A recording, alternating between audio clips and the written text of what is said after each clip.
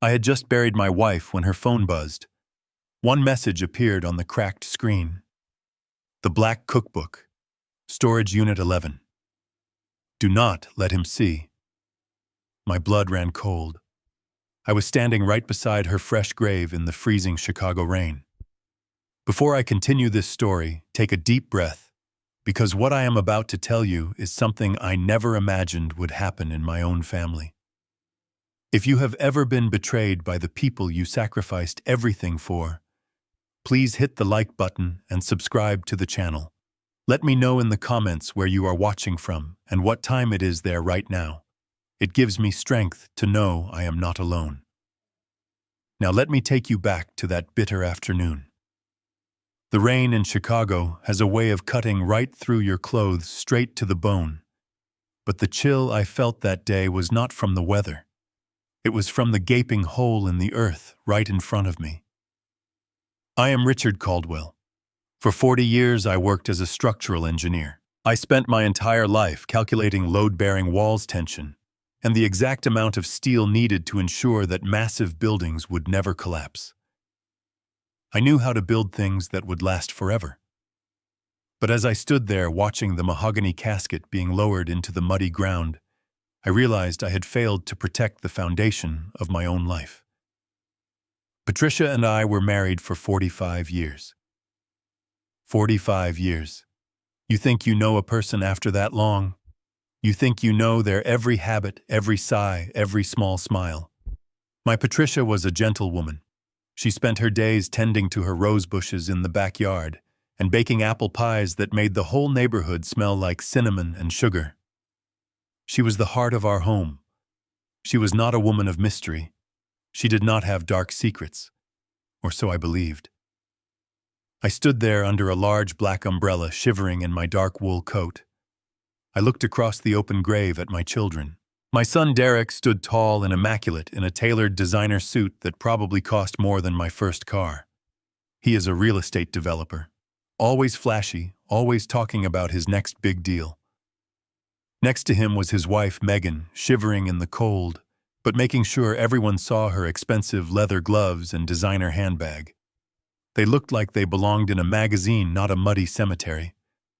Then there was my daughter Sarah. She works as an administrative director at a large city hospital. She was dabbing her eyes with a tissue, playing the role of the devastated perfect daughter. Her husband Brian stood slightly behind her, quiet and unremarkable, holding her umbrella.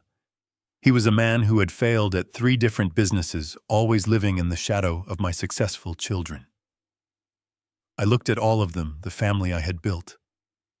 My hands, heavily scarred and calloused from decades of working with rebar and concrete, gripped the handle of my umbrella. I had worked 80-hour weeks. I had breathed in toxic cement dust and ruined my knees on construction sites just to pay for Derek and Sarah to attend the best private universities. I gave them everything so they would not have to struggle the way I did. They were supposed to be my proudest achievements. The priest was reading the final blessing. The words blurred together in the cold wind. Ashes to ashes, dust to dust. I reached my free hand into the deep pocket of my coat to find a handkerchief. Instead, my fingers brushed against cold glass and metal. It was Patricia's old smartphone. I had slipped it into my pocket that morning. I could not bear to turn it off or put it away in a drawer just yet. I wanted to keep it close to my chest, maybe to look at her photos later when the house became too quiet. I assumed the battery was practically dead. I assumed no one would be texting a dead woman during her burial. Suddenly, the phone vibrated. It was not a soft notification. It was a violent, sharp buzz against my ribs. It startled me so much I almost dropped my umbrella. I quickly pulled my hand out of my pocket, keeping the phone shielded from the rain and hidden beneath the dark canopy of the umbrella. I tapped the screen. The brightness hurt my tired eyes in the gloomy afternoon light. It was a text message, but it was not from a friend offering condolences. It was from an unknown, blocked number. And looking closer, I realized it was an automated scheduled message. Someone had programmed this text to be sent at this exact date and time, the day of her funeral. I squinted through my reading glasses and read the words that would ultimately destroy everything I thought I knew. The Black Cookbook, Storage Unit 11. Do not let him see. I stopped breathing. The cemetery faded away. The sound of the rain hitting the umbrellas around me became a dull hum. I read the words again, my engineering mind desperately trying to make sense of the data. The Black Cookbook, Storage Unit 11. Do not let him see. Why would Patricia, a woman who rarely left our suburb, have a storage unit? And where was Unit 11? But the most terrifying part of that message was the last sentence. Do not let him see. Who was him? A slow, creeping dread wrapped around my throat. A scheduled text meant this was planned. A delayed trigger. A dead man switch. My wife had known she was going to die. She had prepared for it. And she was hiding something from someone. I slowly lifted my head and looked across the grave again. Derek was checking his expensive watch, looking bored and impatient. Sarah was whispering something to Megan, her eyes dry now. Brian was staring directly at the casket, completely still. One of the men standing near me could be the reason my wife was dead. One of them might be the him she was so terrified of. I slid the phone back into my coat pocket, my knuckles turning white. I was no longer just a grieving widower. I was a man standing on a collapsing bridge, and I needed to find out who pulled the support beams. Tonight, I had to find that cookbook. The drive back from the cemetery was an absolute blur. The mourners had gathered at the house for the reception, eating the catered sandwiches and offering empty platitudes. I nodded. I shook hands. I played the part of the grieving widower perfectly. But beneath my quiet exterior, a violent storm was raging. My mind kept returning to the phone in my pocket, the phone that felt heavier than a block of lead. By 10 o'clock, the last guest had finally left.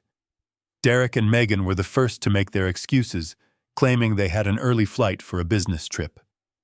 Sarah and Brian lingered a bit longer, packing up the leftover food before retreating to their own lives. The moment I heard the front door click shut behind them, the mask dropped. The silence of the empty house was deafening, but I had no time to mourn. I had a job to do. I walked straight into the kitchen, taking off my suit jacket and rolling up my sleeves. The text message had been specific. The Black Cookbook. Patricia loved to cook. We had an entire bookshelf in the corner of the kitchen dedicated to her culinary collection.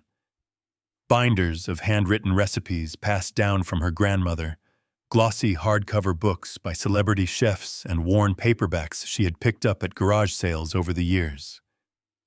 I started there. I pulled every single book off the shelf, throwing them onto the hardwood floor. I flipped through the pages, shaking them, looking for a hidden note or a black cover. Nothing. I moved to the pantry. I tore through the cereal boxes, the canned goods, the bags of flour and sugar. I emptied the drawers, dumping silverware and spatulas onto the counters. The kitchen, usually immaculate, looked like a hurricane had ripped through it. Still nothing. The grandfather clock in the hallway chimed midnight. My heart was hammering against my ribs. Was it a code? Was I misunderstanding her message? I stood in the center of the wreckage, my chest heaving, trying to think like she did. I looked around the room, my eyes scanning every corner. Then my gaze landed on the chest freezer sitting in the corner of the attached garage just beyond the kitchen door. Patricia used it to store meats and bulk items. It was her pride and joy when she prepared for the holidays. I walked over my heavy boots echoing on the concrete floor. I lifted the heavy white lid of the deep freezer. A cloud of icy vapor rolled out, stinging my face. I started pulling things out. Frozen turkeys, vacuum-sealed steaks, bags of frozen vegetables. I threw them carelessly onto the floor. I dug deeper and deeper until my knuckles scraped against the frost-covered bottom. And there, wrapped tightly in 3 layers of thick plastic wrap, wedged beneath a massive block of frozen beef, was a rectangular shape. It did not look like meat. I pulled it out, my fingers numb from the cold, and carried it back to the kitchen island. I grabbed a paring knife and sliced through the layers of plastic wrap. As the plastic peeled away, the dark, worn cover of a book emerged. It was completely black with no title on the spine or the front. The Black Cookbook. I stared at it for a long moment. For 40 years, I was a structural engineer. I spent my days inspecting concrete pillars, steel beams, and the foundations of towering skyscrapers. My job was to find the hidden flaws, the microscopic stress fractures that could bring a 100-story building crashing down to the earth. I know what a cracked foundation looks like. I know the subtle signs of impending collapse. And standing in my kitchen at midnight looking at this frozen book, I realized the foundation of my entire family had been secretly crumbling right beneath my feet.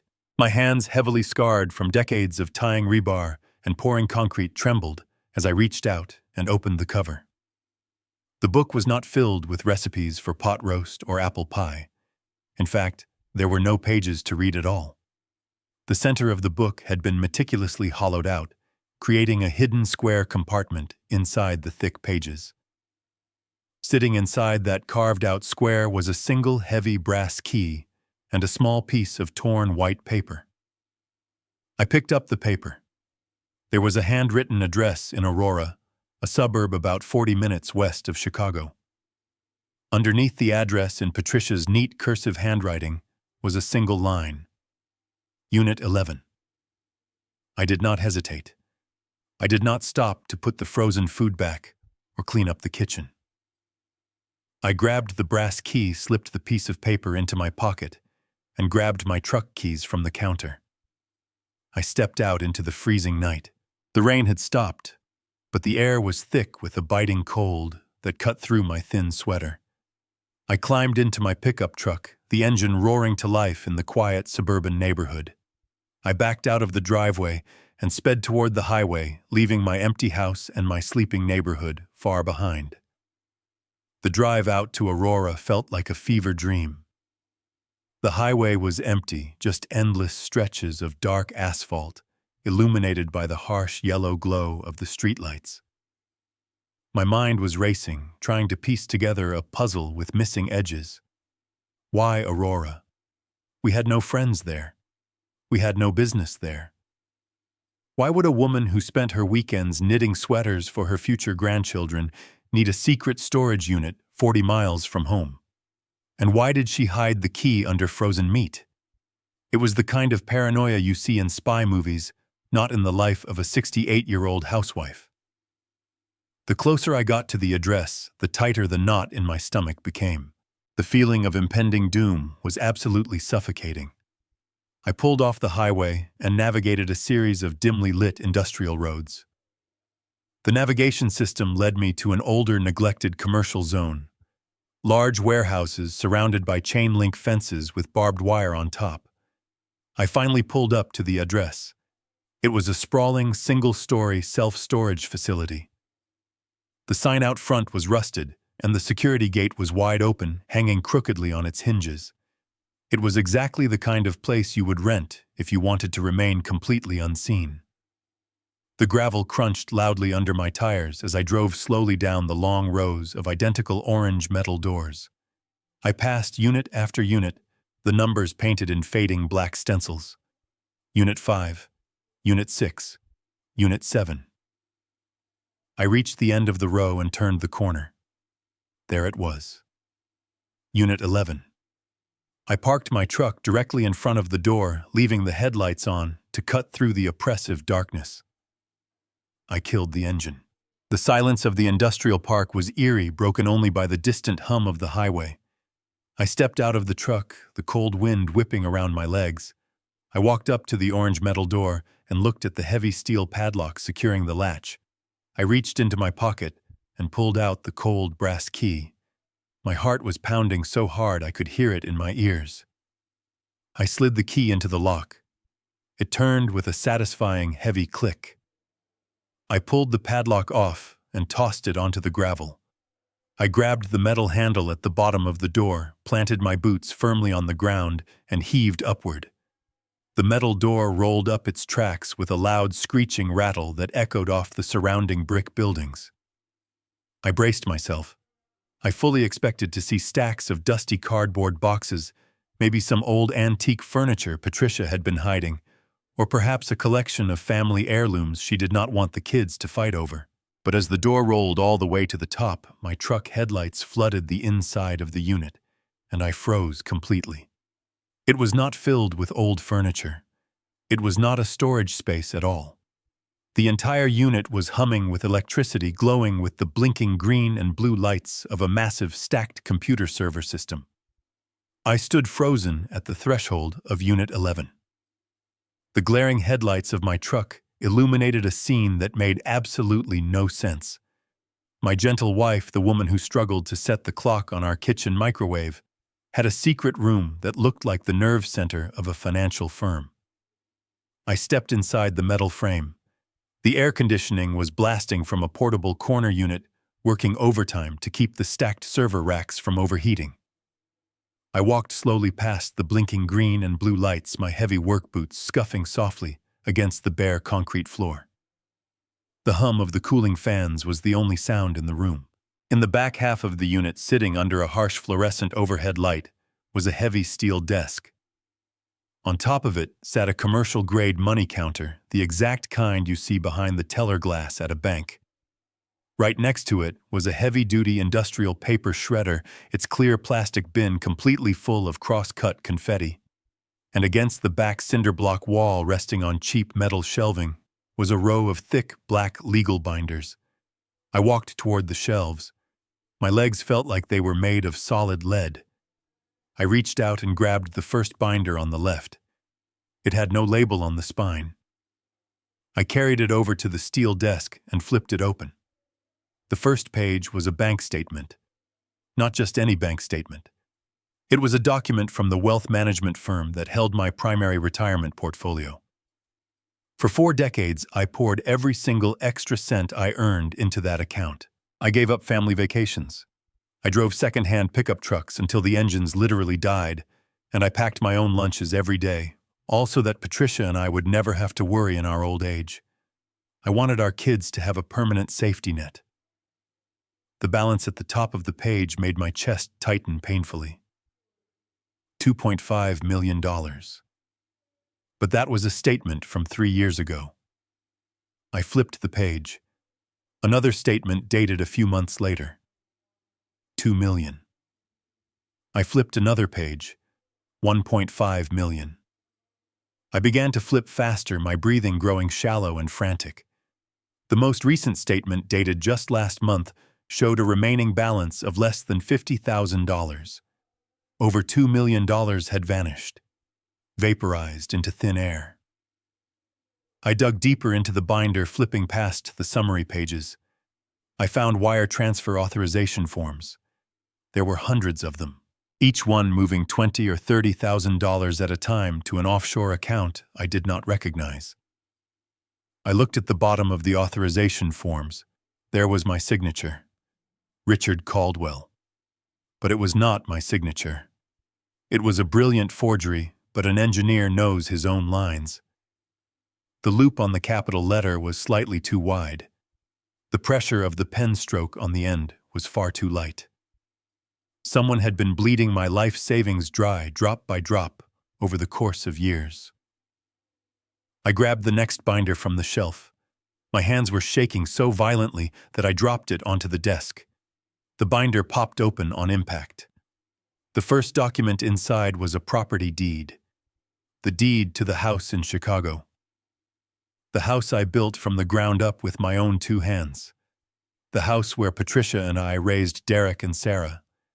Attached to the deed was a massive stack of complex loan documents. A reverse mortgage, maxed out to the absolute limit. Whoever orchestrated this nightmare did not just empty my bank accounts, they leveraged the roof over my head. If the bank called in that loan tomorrow, I would be homeless, a 70-year-old man with nothing but the clothes on his back. I leaned heavily against the cold steel desk, gasping for air as the room spun. The betrayal felt like a physical blow, a sledgehammer striking my ribs. Patricia knew about this. That was what the servers were for. That was what the money counter was for. She was tracking the theft. She was building a case, and she had hidden it here away from the house, away from him. Do not let him see. The terrifying words from the text message burned brightly in my mind. Who had the access to my accounts? Who knew my signature well enough to practice it? Who had the financial background to set up offshore shell companies? My son Derek, the brilliant real estate developer. Or perhaps Sarah, the meticulous hospital administrator with a mind for paperwork. Suddenly, the sharp crunch of tires on gravel broke the silence. I froze completely. The sound was coming from outside the storage facility. An engine rumbled low and aggressive, slowly turning down the long aisle of orange metal doors. They were coming this way. I reached over and violently pulled the chain on the overhead light, plunging the unit into darkness. The only illumination was the eerie, pulsating glow of the computer servers and the headlights of my truck parked outside. I realized my mistake instantly. My truck was sitting right there, a massive beacon announcing my presence. I pressed my back against the cold, cinder block wall, sliding down into the narrow shadow between the server rack and the desk. My heart was beating so loud, I was terrified the sound would give me away. The rumble of the engine grew louder. A pair of bright headlights swept across the open doorway of Unit 11, casting long, distorted shadows across the concrete floor. I held my breath. I waited for the car to stop. I waited for the sound of heavy footsteps on the gravel. I reached into my coat pocket, my fingers wrapping tightly around the small pocket knife I always carried. I am an old man, but I will not go down without a bloody fight. The vehicle crawled slowly past the opening. Through the narrow sliver of light, I caught a brief glimpse of a dark sport utility vehicle. It did not stop. It continued down the gravel path, the sound of the heavy engine slowly fading into the distance as it turned the corner and exited the facility. I let out a ragged breath, my entire body trembling with a mixture of raw adrenaline and burning rage. They did not see me. Not this time. But the message was undeniably clear. I was standing in the middle of a brutal war zone, and I did not even know who the enemy was yet. I turned the overhead light back on. I grabbed the legal binders, shoving them into a heavy canvas duffel bag I found in the corner. I was not leaving this evidence here.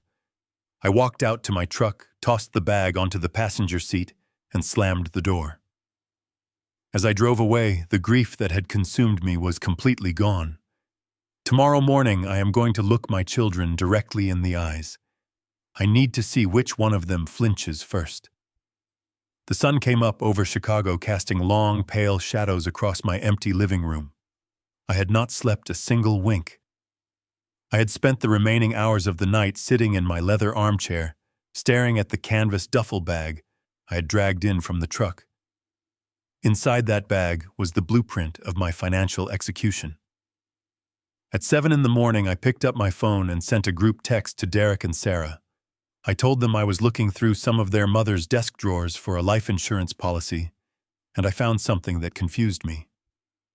I asked them to come over immediately. I kept my tone helpless, playing the part of the frail, bewildered old man they thought I was. They arrived within the hour. Derek walked through the front door first, holding a cup of artisan coffee, looking slightly annoyed at the inconvenience. He was wearing a casual weekend outfit that still managed to look like it belonged in a catalog. Sarah followed closely behind, still wearing her hospital scrubs from what I assumed was a morning shift, though her makeup was absolutely flawless. They found me sitting at the kitchen island. I had poured myself a mug of black coffee, letting it go cold. I made sure my shoulders were hunched. I made sure my hands were visibly trembling. I did not show them the canvas bag. I did not tell them about the storage unit.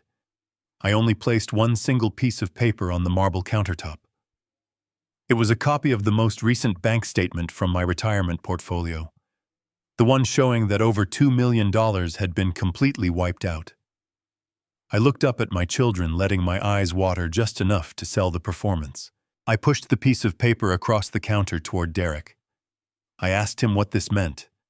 I asked him how the money I had saved for 40 years was just gone. I watched his face very carefully. I watched for the flinch. But Derek was a real estate developer. He negotiated multi-million-dollar contracts for a living. His face was a mask of perfect practiced shock. He picked up the paper, his eyes scanning the numbers, and then he looked at Sarah. They exchanged a heavy, loaded glance. It was a silent conversation between two conspirators who had prepared for this exact moment. Derek slowly placed the paper back onto the counter. He took a deep, shuddering breath. He reached across the marble island and placed his manicured hand over my rough, calloused one. And then my son began to cry. It was not a subtle display. Real tears welled up in his eyes and spilled down his cheeks. His voice cracked with perfectly calibrated emotion. He looked at me with an expression of profound, agonizing pity. "Dad," he whispered, his voice shaking. "We did not want you to find out like this. We were trying to fix it before you ever had to know." I asked him what he was talking about, keeping my voice small and fragile. Sarah stepped forward, wrapping her arm around Derek's shoulder. She looked at me with sad, sympathetic eyes. She told me that 2 years ago they had discovered a terrible secret. She claimed that their mother, my sweet Patricia, had developed a severe online gambling addiction. Derek took over the story, wiping his eyes. He said Patricia had started playing high-stakes poker on offshore websites late at night. He said she lost control, chasing her losses until she had completely drained my retirement accounts. He claimed she came to him crying, terrified that I would divorce her if I ever found out the truth. He squeezed my hand tighter, looking me dead in the eye. He said he and Sarah had been secretly taking out loans to cover her massive debts.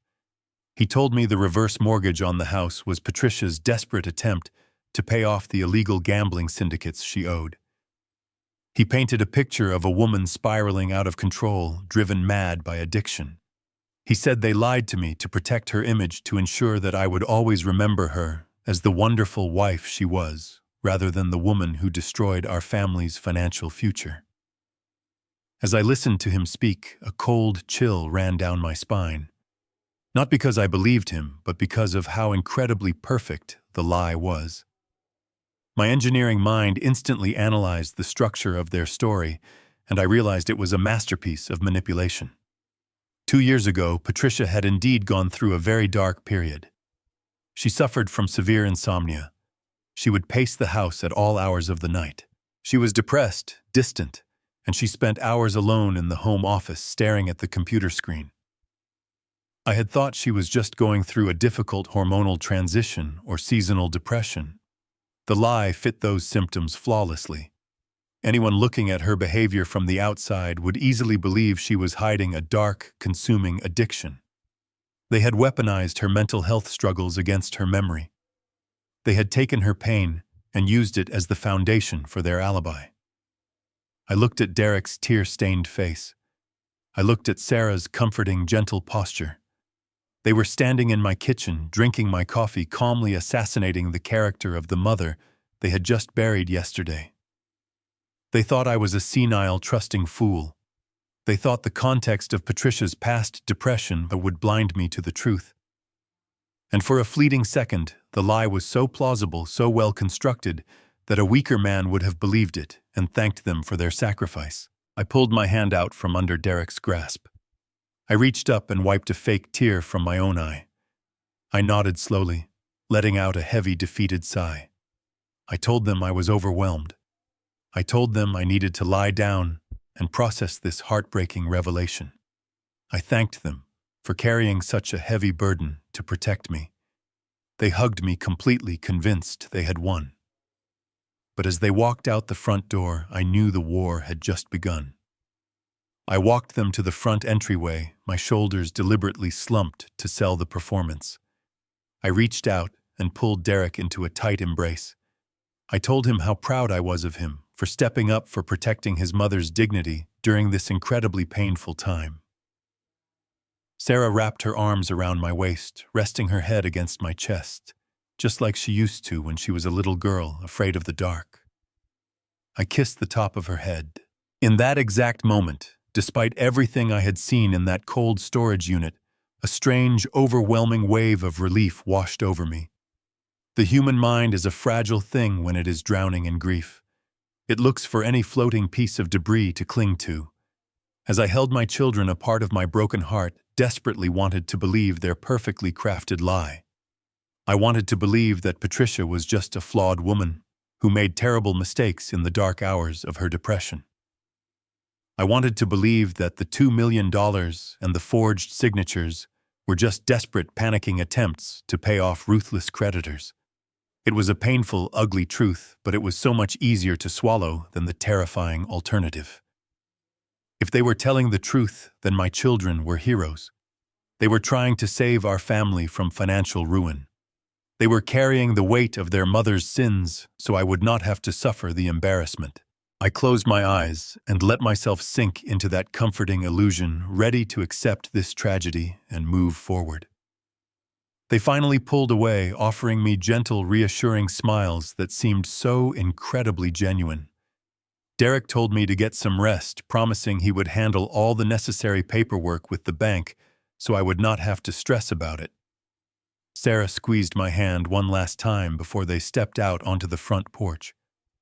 I closed the heavy oak door behind them, the click of the lock echoing loudly in the silent house. I stood there in the foyer for a long time, listening to the muffled sound of their footsteps descending the brick stairs. The exhaustion was pulling heavily at my bones, urging me to go upstairs, crawl into my empty bed, and just sleep for days. My mind was incredibly heavy with the immense burden of my wife's supposed secret life. I felt a profound sense of sadness, but also a deep appreciation for the two wonderful children I had raised to be so responsible. But a nagging, restless energy kept me rooted firmly to the floor. I walked slowly into the living room and approached the large bay window that overlooked the manicured front yard. I reached out and parted the heavy wooden blinds just a fraction of an inch, peering out into the bright morning sunlight. I just wanted to watch them leave. I wanted to see my children walking side by side, united in their effort to protect our family legacy. I watched them stroll down the long concrete driveway, chatting quietly together, the tension completely gone from their posture. Then I heard the distinct, aggressive roar of a high-performance engine turning onto our quiet suburban street. A vehicle pulled up to the curb, parking right at the end of my driveway. It was not Derek's sensible company sedan. It was a brand-new, pristine white Porsche Cayenne Turbo. The morning sun gleamed beautifully off the flawless paint and the massive custom black alloy wheels. The tinted passenger window rolled down smoothly, revealing Derek's wife, Megan, sitting proudly behind the leather-wrapped steering wheel. She was wearing a pair of oversized designer sunglasses and smiling brightly at her husband. Derek opened the passenger door, sliding comfortably into the luxurious cabin, while Sarah climbed into the spacious back seat.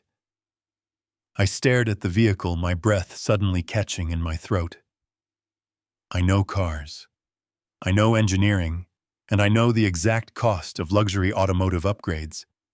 That specific model with those custom interior packages easily cost over $150,000. It still had the temporary dealer tags taped to the inside of the rear windshield. They had just bought it. The dealership name was printed boldly across the paper license plate in the back window. I stood perfectly still, my fingers gripping the edges of the wooden blinds so tightly my knuckles began to ache. The comforting illusion I had just wrapped myself in evaporated entirely into the cold morning air. My analytical engineer brain clicked into high gear, processing the raw data right in front of my eyes. The mathematics of their story simply did not add up. You do not buy a $150,000 luxury supercar when you are supposedly drowning in your deceased mother's secret online gambling debt. You do not finance a brand new luxury Porsche when you are desperately taking out secret loans to save your childhood family home from imminent foreclosure. People who are financially ruined do not act like lottery winners on a shopping spree. The lie crumbled, entirely collapsing under the heavy weight of its own arrogant greed. They were not paying off Patricia's debts at all. They were spending my hard-earned life savings. They were celebrating my absolute destruction. I watched the sleek white sport utility vehicle accelerate rapidly down the street, disappearing quickly around the corner, and the very last shred of my paternal denial vanished with it. My children were not protecting me. They were acting like parasites, feeding on a dying host. And whatever Patricia had been secretly investigating, before she died, it clearly had absolutely nothing to do with gambling. I let the wooden blinds snap shut, turning my back to the bright window.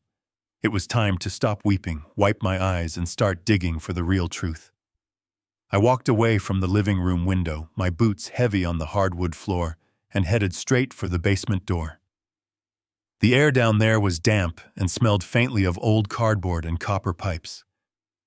Tucked away in the far corner behind my heavy workbench and a stack of plastic storage bins sat the central hub of our home security system. 3 years ago, a massive lightning strike hit the transformer at the end of our street.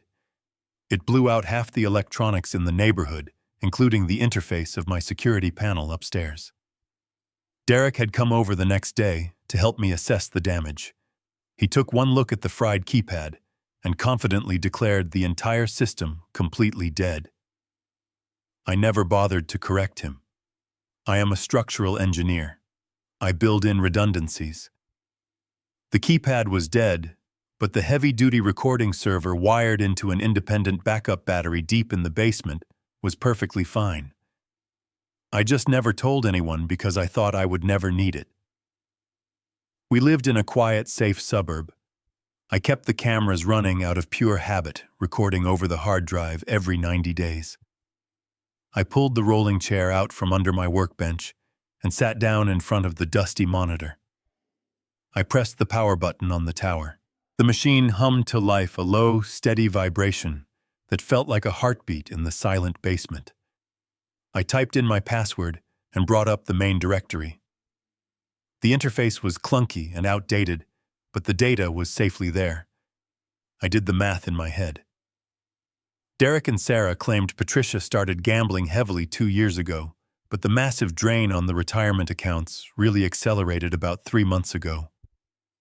That was when Patricia became truly distant, locking herself in the house, refusing to go to her gardening club and pacing the floors at night. I selected the camera feed for the kitchen and dialed the calendar back exactly 3 months to a Tuesday night. I sat there in the dim light of the basement, my eyes locked on the screen, scrolling through hours of fast-forwarded footage. Days passed in seconds. I watched Patricia making coffee. I watched myself reading the newspaper. Then I slowed the playback down to normal speed when the timestamp hit late evening. It was a Thursday night, 11:30. I was out of town at a consulting conference in Denver. The kitchen was dark, illuminated only by the small light above the stove. Patricia walked into the frame. She was wearing her thick flannel robe, her hair pulled back into a messy bun. She looked exhausted. But she did not go to the refrigerator for a glass of water, and she did not open a laptop to log into an illegal offshore poker site. Instead, she walked over to the back door, unlocked the heavy deadbolt, and slowly opened it. A man stepped out of the shadows and into my kitchen. He was tall, broad-shouldered, and wearing a cheap, wrinkled trench coat that looked completely out of place in our pristine neighborhood. I paused the video, leaning closer to the monitor, my nose almost touching the cold glass. I enhanced the image, zooming in on the stranger's chest. Clipped to his belt, just barely visible when his coat fell open, was a metallic badge. It was not a police shield. It was a private investigator credential. I hit play again. Patricia gestured for the man to sit at the kitchen island. She did not offer him a drink. Her body language was rigid, defensive, and deeply frightened. The man reached into his coat pocket and pulled out a thick manila folder, sliding it across the marble countertop. Patricia opened it. Even on the grainy security footage, I could see her hands shaking violently. She stared at the documents inside the folder for a long time. Then she reached into the deep pocket of her robe and pulled out a thick white envelope. It was bulging with cash. She handed it to the investigator. He nodded, stood up, and quietly let himself out the back door. Patricia sat alone in the dark kitchen for another hour, clutching that manila folder tightly to her chest, sobbing silently into her hands. I sat back in my chair, the cold basement air suddenly feeling absolutely suffocating. My wife was not a gambler. She had not lost our life savings on internet poker games. She was paying a private investigator in untraceable cash to dig up information. The pieces of this twisted puzzle were slowly sliding into place, but the picture they were forming was horrifying. Patricia had found out that the money was disappearing. She had seen the forged signatures and the reverse mortgage on our home. But instead of coming to me, instead of calling the police, she hired a professional to quietly investigate the massive theft. Why would she do that? Why would my gentle, loving wife bypass law enforcement and risk her own safety to conduct a shadow investigation?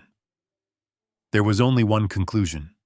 The realization hit me with the force of a freight train, knocking the breath out of my lungs.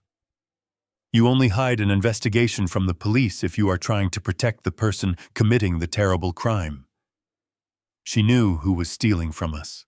She knew it was someone incredibly close, someone she loved too much to send to a concrete prison cell without trying to fix it herself first. She was investigating our own children. But what on earth did that private investigator find in that manila folder that was so unbelievably dangerous, so terrifying, that it ultimately ended up costing my wife her life? I had to find out. I had to know exactly what was inside that folder before my children realized I was hunting them. The clock was ticking, and I was out of time. The week that followed was an exercise in pure psychological endurance. I played the part of the broken morning husband, perfectly shuffling around the house in my slippers and answering their phone calls with a frail, shaking voice. Exactly 1 week after the funeral, I invited Derek and Sarah over for a family dinner. I told them I wanted to thank them for being such supportive children during the hardest chapter of my life. I spent the entire afternoon cooking a heavy pot roast, the way Patricia used to make it, letting the rich aroma of beef and rosemary fill the empty house. I set the large mahogany dining table with our best china. When the doorbell finally rang at 6 o'clock, I took a deep breath, plastered a weak smile onto my face, and opened the door. Derek and Sarah were standing on the porch, but they were not alone. Standing right behind them was a tall, sharply dressed man carrying a sleek leather briefcase. Derek introduced him smoothly as an old college friend who just happened to be in the neighborhood, but the cold, calculating look in the man's eyes told an entirely different story. I welcomed them inside, playing the role of the gracious, confused host. We sat down at the dining table, the heavy silence punctuated only by the clinking of silverware against porcelain. The small talk did not last long. Before I could even finish my first slice of roast, Derek cleared his throat and set his fork down. He looked at Sarah, who immediately reached into her designer handbag and pulled out a thick stack of legal papers. The stranger opened his briefcase and produced a high-end fountain pen, placing it deliberately on the polished wood table. Derek leaned forward, resting his elbows on the table, adopting that same practiced, sympathetic tone he had used in my kitchen a week prior. He said they had been talking, and they were deeply worried about my mental state. He told me that losing Patricia had taken a visible toll on my cognitive abilities. Sarah chimed in gently, placing a hand over mine. She said I was looking frail, that I was forgetting things, and that the stress of managing the house and the finances was too much for a grieving widower to handle. She slid the stack of papers across the table toward me. It was a comprehensive, ironclad power of attorney agreement. It was designed to hand over absolute legal control of my entire life, my remaining assets, and my home directly to my son and daughter. The stranger spoke, introducing himself as a wealth management attorney, offering to walk me through the signatures to make the transition as painless as possible. I sat perfectly still in my chair, staring down at the thick black ink on the legal documents. I looked up slowly, shifting my gaze from the cold lawyer to my daughter, and finally to my son. I looked deeply into their eyes, searching for any lingering trace of the innocent children I had raised. There was absolutely nothing there but pure, unadulterated greed. They were looking at me not as a father, but as an obstacle to be managed, a decaying asset to be liquidated. My chest tightened with a profound, suffocating sorrow. I thought about the thousands of hours I had spent on freezing construction sites, breathing in toxic cement dust until my lungs burned. I remembered working grueling 80-hour weeks, missing holidays and birthdays, all to pay the exorbitant tuition fees for their Ivy League educations. I had broken my own body to ensure they would never have to experience the bitter taste of poverty. I built a fortress of financial security around them, and now they were using the very education I paid for to legally strip me of my dignity and my home. They were using my manufactured grief as a weapon to declare me incompetent.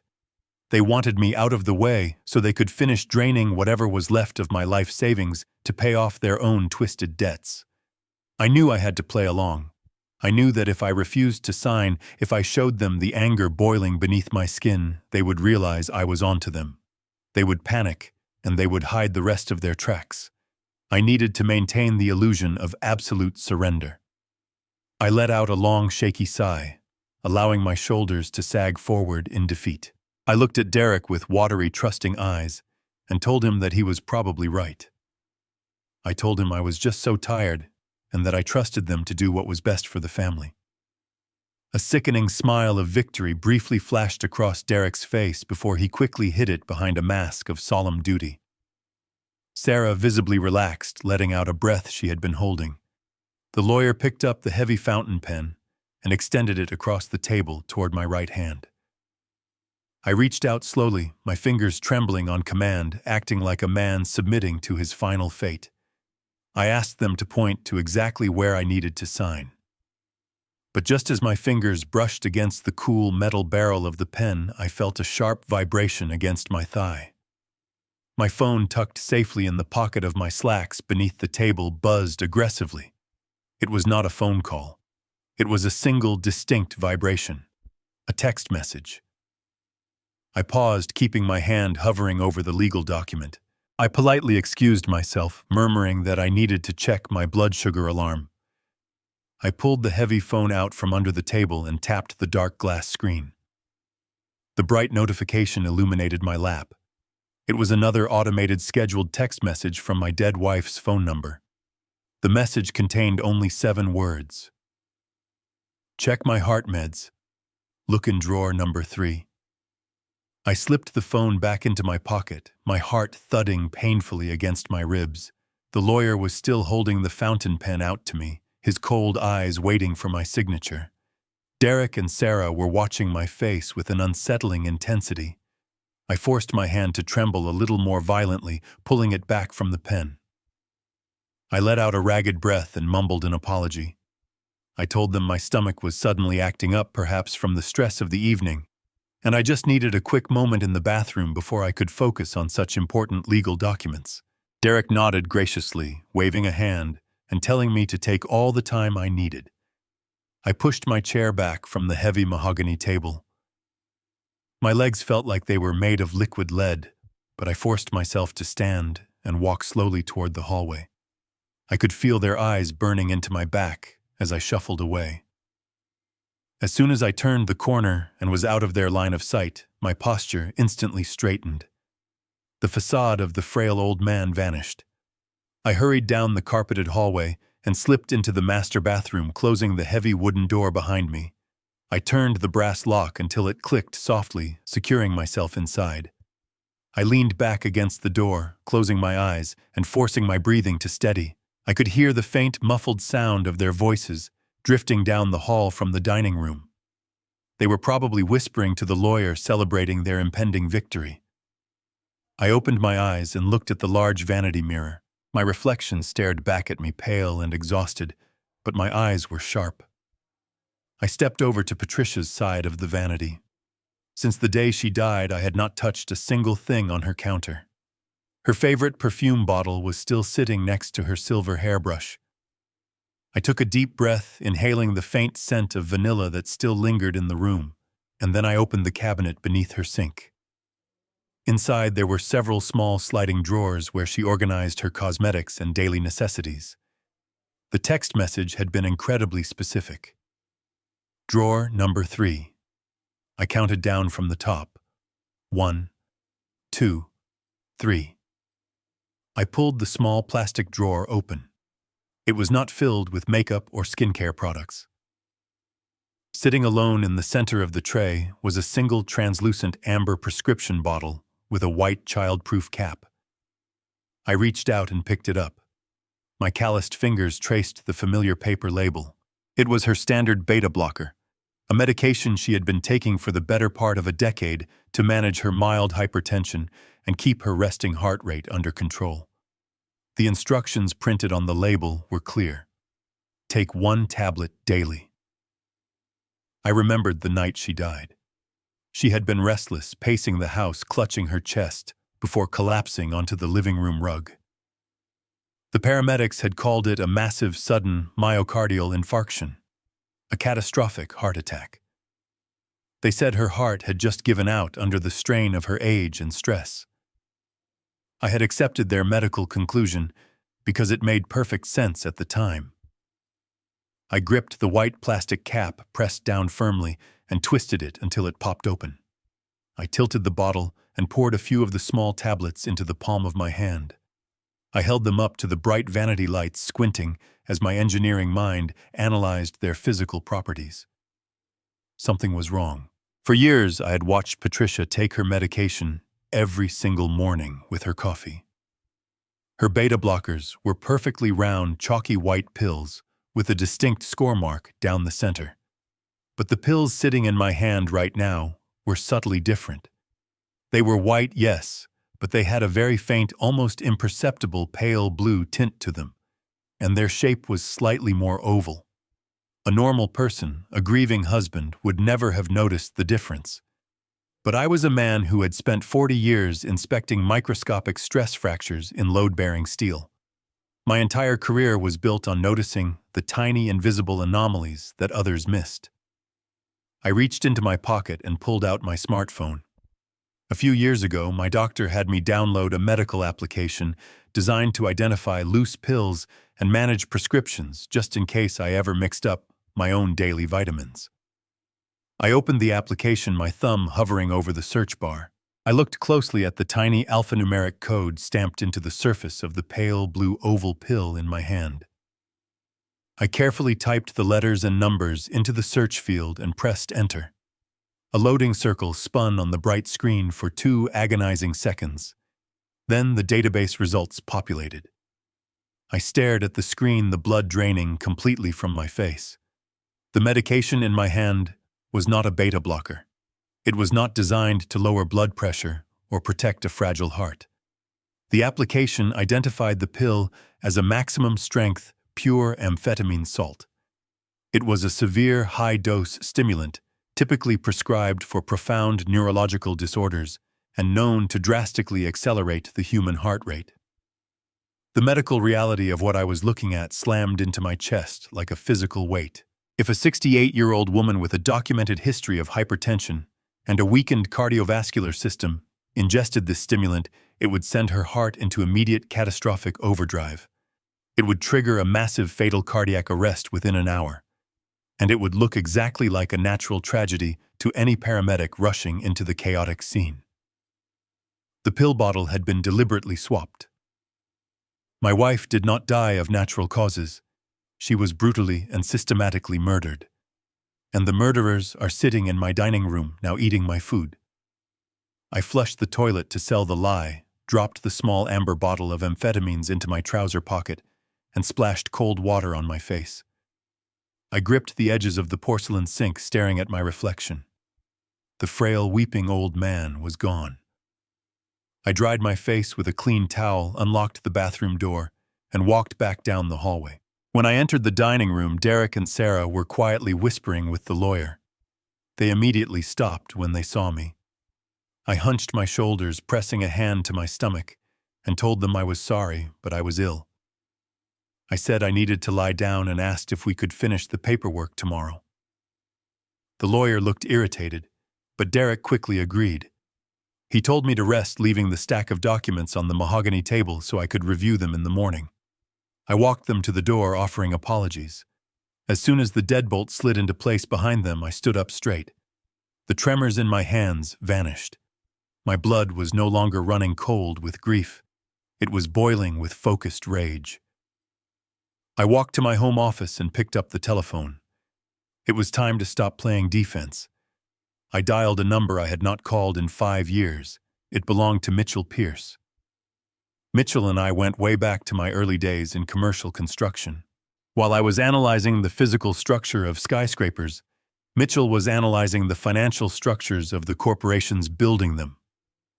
He was a forensic accountant and the most ruthless, relentless financial investigator in the city of Chicago. He was the kind of man who could find a single missing dollar hidden in a labyrinth of 1,000 shell companies. I did not bother with pleasantries when he answered the phone. I told him my wife had been murdered, my life savings were stolen, and my own children were holding the smoking gun. Mitchell was silent for 3 heavy seconds. Then he asked where I needed him to be. I gave him the address to the storage facility in Aurora and told him to meet me there in 1 hour. I grabbed the canvas duffel bag filled with Patricia's legal binders, locked my house securely, and drove back out into the dark night. When I pulled up to Unit 11, Mitchell was already waiting in his black sedan. He stepped out into the chill air, a tall, imposing figure carrying 2 heavy metal briefcases of his own equipment. We rolled up the orange metal door and stepped into the glowing, humming nerve center my wife had built. Mitchell let out a low whistle as he took in the stacked computer servers and the industrial paper shredder. He set his briefcases on the steel desk, flipped open his laptops, and immediately went to work. I pulled the heavy binders out of my duffel bag and laid them flat on the table, showing him the forged wire transfers and the maxed-out reverse mortgage on my house. For the next 4 hours, the storage unit was dead silent, except for the frantic clicking of Mitchell's keyboard and the low hum of the cooling units. I paced the concrete floor, my mind racing through the horrific reality of my situation. I was officially at war. But this was not a battlefield with guns and trenches. This was a war of legal contracts, offshore accounts, and psychological manipulation. My enemies were the people whose diapers I had changed the children I had taught to ride bicycles. They had the advantage of youth, the element of surprise, and an absolute lack of moral conscience. But I had something they severely underestimated. I had patience, I had 40 years of structural problem-solving experience, and I now had Mitchell Pierce. Mitchell began tracing the digital footprint of the stolen money. He bypassed the surface-level banking information and dug directly into the routing numbers Patricia had painstakingly collected. He explained that whoever set this up was incredibly sophisticated, bouncing the funds through multiple anonymous accounts in the Cayman Islands and Cyprus to wash the trail clean. But Patricia had managed to capture the final destination of the massive wire transfers before she was killed. Mitchell tapped his fingers against the desk, his eyes darting across the scrolling lines of code and financial records illuminating his screen. He was following the breadcrumbs my brave wife had left behind. Suddenly, Mitchell stopped typing. He leaned closer to his monitor, his brow furrowed in deep concentration. He opened a new window, typing furiously to access a restricted state business registry. The bright blue light from the screen reflected in his eyes as he read the results. He slowly took off his reading glasses and let out a heavy, troubled breath. He turned his chair around to face me, his expression darker and more serious than I had ever seen it. I asked him what he found. I asked him if he had located the $2 million Derek and Sarah had stolen from my retirement portfolio. Mitchell shook his head slowly. He told me the money was gone. But that was not the worst part. He looked me in the eye and said he had just run a deep background check on my son's real estate firm, the company Derek constantly bragged about with the flashy downtown office and luxury cars. Mitchell revealed that Derek's firm had not actually closed a single legitimate property deal in over 3 years. The entire business was completely bankrupt on paper. But millions of dollars were still flowing into its corporate accounts every single month from unknown, untraceable sources. Mitchell tossed a printed ledger onto the steel desk. He said Derek was not a real estate developer anymore. The company was nothing but a massive, highly illegal front for a shadow banking syndicate, and my son was in business with incredibly dangerous people. The drive back from the storage unit in Aurora felt entirely different from the drive there. The crushing weight of grief had been completely replaced by a cold and calculated clarity. Mitchell's revelation echoed in my mind as the highway lines blurred past my windshield. My son was not just a greedy child stealing from his father. He was a desperate man backed into a corner by incredibly dangerous people. A shadow banking syndicate does not accept apologies, and they certainly do not forgive massive debts. Derek had leveraged my home and drained my life savings because his own life was likely on the line. And Patricia had discovered the truth. She had built that war room to expose him, hoping the authorities could protect him from the syndicate before they killed him. Instead, Sarah had protected her brother, the only way she knew how. She had murdered our mother. I pulled into my driveway as the sun was just beginning to rise, casting a pale gray light over the quiet suburban street. I walked into the house, my boots echoing in the empty foyer. The stack of legal documents was still sitting exactly where the lawyer had left them on the mahogany dining table. I walked over and stared down at the crisp white pages. A power of attorney. The ultimate surrender of my life, my assets, and my freedom.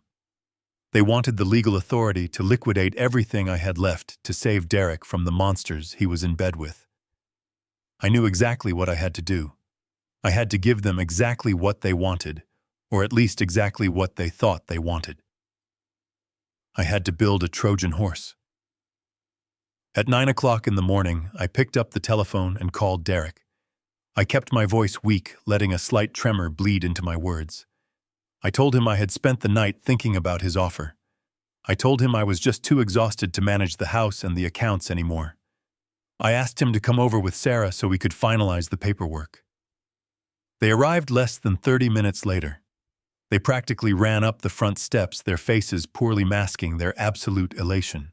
Sarah immediately went to the kitchen to make a pot of tea, playing the role of the caring daughter, while Derek sat down across from me at the dining table. He slid the documents toward me, handing me a sleek black pen. I took a deep breath, letting my hands shake visibly as I picked up the pen. I looked at Derek, offering a sad, defeated smile. Then I pressed the tip of the pen to the signature line. For 40 years, I drafted structural blueprints that required absolute millimeter precision. I know exactly how to draw a line, and I know exactly how to alter one. I began to write my name, but I completely changed the angle of my customary loops. I applied heavy pressure where I normally used a light touch.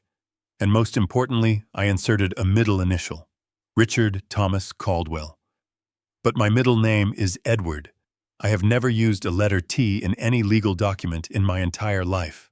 In the state of Illinois, a contested power of attorney with a mismatched middle initial and a visibly altered stroke pattern is entirely legally void. It is a completely worthless piece of paper. I slid the signed documents back across the table. Derek snatched them up almost immediately. His eyes scanned the ink, but he only saw what he desperately wanted to see. He saw his ultimate salvation. He saw access to the remaining equity in my home. He smiled, reaching across the table to squeeze my shoulder. He told me I made the right choice and that he would take care of absolutely everything from now on. I looked down at my hands resting quietly on the table. I told them that since everything was finally settled, I needed some time completely to myself.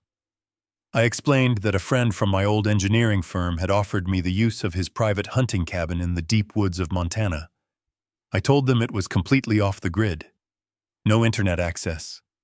No telephone lines. Absolutely zero cellular service. I said I was going to pack a bag and drive out there for the next 2 weeks to fish, walk in the woods, and try to heal from the sudden loss of their mother. I asked them not to worry if they could not reach me. Sarah walked into the dining room carrying 2 mugs of hot tea. She set them down and hugged me tightly from behind. She said it sounded like a wonderful healing idea. She told me to take all the time I needed and promised they would keep a close eye on the house while I was gone. Of course they would. A 2-week absence with zero communication was a dream come true for them.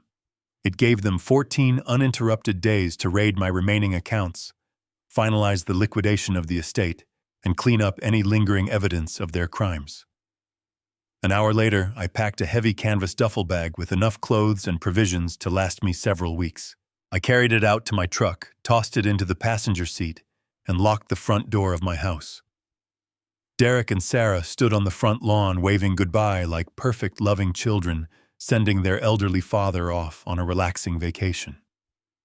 I started the engine, offered one final wave, and drove down the street. But I did not drive toward the interstate. I did not head for the airport or the long highway leading to Montana. I drove exactly 3 blocks away, turned down a narrow alleyway, and parked my truck behind a decaying commercial strip mall. I grabbed my duffel bag and walked quietly back through the neighborhood, staying entirely out of sight. I approached a shabby 2-story apartment building located directly across the street from my own property. Earlier that morning, while they were eagerly rushing over to get my forged signature, I had called the landlord of this building and paid 2 months of rent in untraceable cash for a vacant unit on the 2nd floor. I unlocked the wooden door of the apartment and stepped inside. The room smelled of old cigarettes and damp carpet. I walked straight to the front window and carefully parted the dusty, yellowed blinds. From this vantage point, I had an unobstructed, perfect view of my front door, my driveway, and my living room windows. I set my bag on the floor and pulled a pair of high-powered binoculars from my coat. I was not going to Montana to heal. I was staying right here in the shadows to watch the vultures descend on my home. I lowered the heavy binoculars and walked over to the cheap folding table I had set up in the center of the dark living room. I unzipped my canvas duffel bag and carefully pulled out a high-capacity laptop and a portable wireless router. My children thought I was a helpless old man who could barely operate a remote, but they fundamentally misunderstood the nature of my profession. A structural engineer does not just look at the painted surface of a building. We understand the complex skeleton beneath the drywall. We know exactly how the electrical veins and plumbing arteries flow through the hidden spaces of a structure. Over the past 3 nights, while Derek and Sarah thought I was weeping myself to sleep in my empty bed, I had been systematically dissecting my own house. I had purchased a dozen high-definition micro cameras from a specialized security supplier, the kind that are practically invisible to the naked eye. But I did not rely on the cheap lithium batteries they came packaged with. Batteries eventually die, and I needed an uninterrupted permanent video feed that would never fail me. I waited until the early hours of the morning, when the neighborhood was dead quiet, to do my secret work. I unscrewed the smoke detectors in the hallways, the living room, the basement, and the master bedroom. I bored tiny millimeter-wide holes into the white plastic casings to perfectly conceal the microscopic camera lenses. Then, drawing on 4 decades of hands-on experience working with commercial electrical grids, I meticulously spliced the tiny power wires of the cameras directly into the main electrical lines of the house. I bypassed the standard circuit breakers entirely. Even if Derek tried to flip the main switches in the basement to work in the dark, the cameras were wired to draw residual power directly from the heavy-duty backup generator outside. I hid another high-resolution lens perfectly inside the ornate wooden frame of the large family portrait hanging directly above the fireplace mantel. The bitter irony was certainly not lost on me. I was hiding the ultimate tool of their destruction right behind a smiling framed photograph of the very family they had so violently destroyed. By the time the sun came up each morning, there was absolutely no visible trace of my midnight renovations. There was no drywall dust left on the hardwood floors, no crooked picture frames, and no out-of-place wires. My home had secretly become a living, breathing surveillance network, and every single room was now wired to broadcast a secure, heavily encrypted signal directly to the cloud server I had rented. I plugged the sleek laptop into the wall outlet of the shabby apartment and booted up the operating system. The screen glowed brightly in the dim, stale room, casting a pale blue light across my worn face. I typed in the complex alphanumeric encryption key I had generated, my calloused fingers moving quickly and deliberately across the keyboard. A green loading bar appeared on the screen, filling slowly, as the software reached digitally across the street and connected to the hidden network inside my home. My heart beat with a steady, calculated rhythm. There was absolutely no fear left in my chest, only a cold, mechanical anticipation of the justice I was about to serve. I knew that what I was doing crossed several legal boundaries regarding privacy, but the laws of men meant absolutely nothing to me anymore. I was seeking a higher form of retribution for the innocent woman who had shared my life. The software chimed softly in the quiet room, and the dark computer screen suddenly fractured into a perfect grid of 12 high-definition video feeds. I could see everything. I saw my empty kitchen with the gleaming marble countertops. I saw the heavy mahogany dining table where the forged legal papers still lay perfectly undisturbed. I had clear views of the long hallways, the dark concrete basement, and the master bedroom where my wife had spent her final terrified nights. The audio feeds were crystal clear, picking up the faint rhythmic ticking of the antique grandfather clock standing in the front foyer. I adjusted the digital contrast on the screens, making sure every dark corner and shadow in the house was perfectly illuminated and visible. I pulled up a dilapidated wooden chair, its uneven legs scraping loudly against the bare floorboards of the apartment, and sat down directly in front of the glowing video grid. I reached into my deep coat pocket and pulled out the small amber prescription bottle of lethal amphetamines. I set it down gently on the plastic table right next to the laptop keyboard. It sat there as a silent, glaring reminder of exactly why I was putting myself through this agonizing nightmare. I crossed my arms tightly over my chest and stared intensely at the empty rooms of the house I had spent 30 long years paying for. The house where I had raised a murderer and a ruthless thief. The trap was now perfectly set. The bait was the forged power of attorney document sitting on the dining table, promising them the golden keys to their ill-gotten financial kingdom. They thought I was driving my truck down a lonely highway toward the distant mountains of Montana, completely oblivious to their twisted, murderous schemes. They truly believed the house was entirely theirs to plunder without consequence. The silence in the cheap apartment was absolutely deafening, broken only by the low, steady humming of the powerful laptop fan trying to keep the internal processors completely cool. Every single passing minute felt exactly like an agonizing eternity. I did not blink. I did not move a single muscle in my tired body. I leaned forward in the uncomfortable wooden chair, my eyes locked unblinking on the front door camera feed, just breathing slowly as I waited for the monsters to finally arrive at my doorstep. I did not have to wait very long. Barely 2 hours had passed since I pulled out of my own driveway, when the familiar roar of a high-performance engine echoed through the quiet street. The sleek white luxury sport utility vehicle pulled smoothly up to the curb, parking directly in front of my house. The doors opened, and 4 people stepped out. Derek, Sarah, Megan, and Brian. They did not look like a family in mourning. They looked like tourists arriving at a luxury resort, walking with brisk energy. Derek unlocked the front door. He pushed it open and they flooded into the foyer. From my digital vantage point across the street, I watched them enter through the high-definition camera hidden inside the antique grandfather clock. The moment the heavy front door clicked shut behind them, any lingering pretense of sorrow instantly vanished. Derek let out a loud, triumphant cheer that echoed off the hardwood floors. He grabbed his wife Megan by the waist and spun her around in a circle. Sarah laughed out loud, a sharp grating sound that I had not heard in weeks, while Brian trailed behind them, carrying a heavy canvas bag that clinked with the distinct sound of metal tools. They moved into the kitchen, perfectly tracked by the camera I had wired into the smoke detector above the marble island. Derek walked straight to the custom wine refrigerator I had installed for Patricia. He pulled out a bottle of vintage champagne, a bottle I had been saving for our 50th wedding anniversary. He grabbed 4 crystal flutes from the overhead cabinet and popped the cork. The loud crack resonated through the audio feed. They raised their flutes in the center of the kitchen. Derek made a toast. He smiled widely and raised his glass to the clueless old man. He joked about how incredibly easy it was to break me, mimicking my shaking hands and frail voice from the dining room table. He said I handed over the keys to the kingdom without putting up a single fight. Sarah clinked her glass against his, adding that it was pathetic how eager I was to run away and hide in the woods.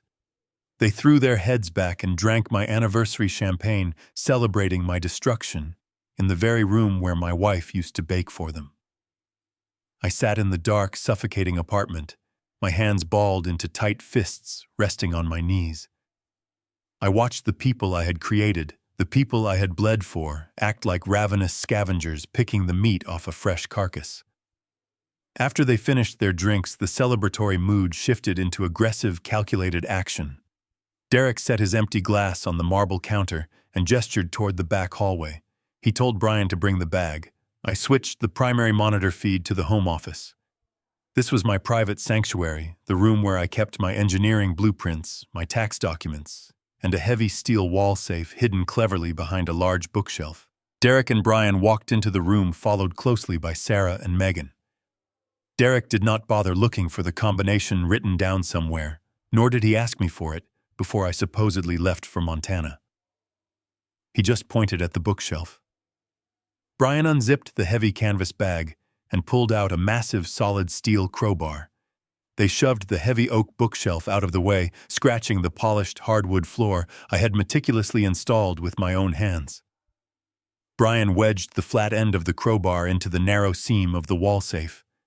He grunted, throwing his entire body weight against the heavy iron tool. The metal groaned and shrieked as the reinforced steel door began to buckle under the immense pressure.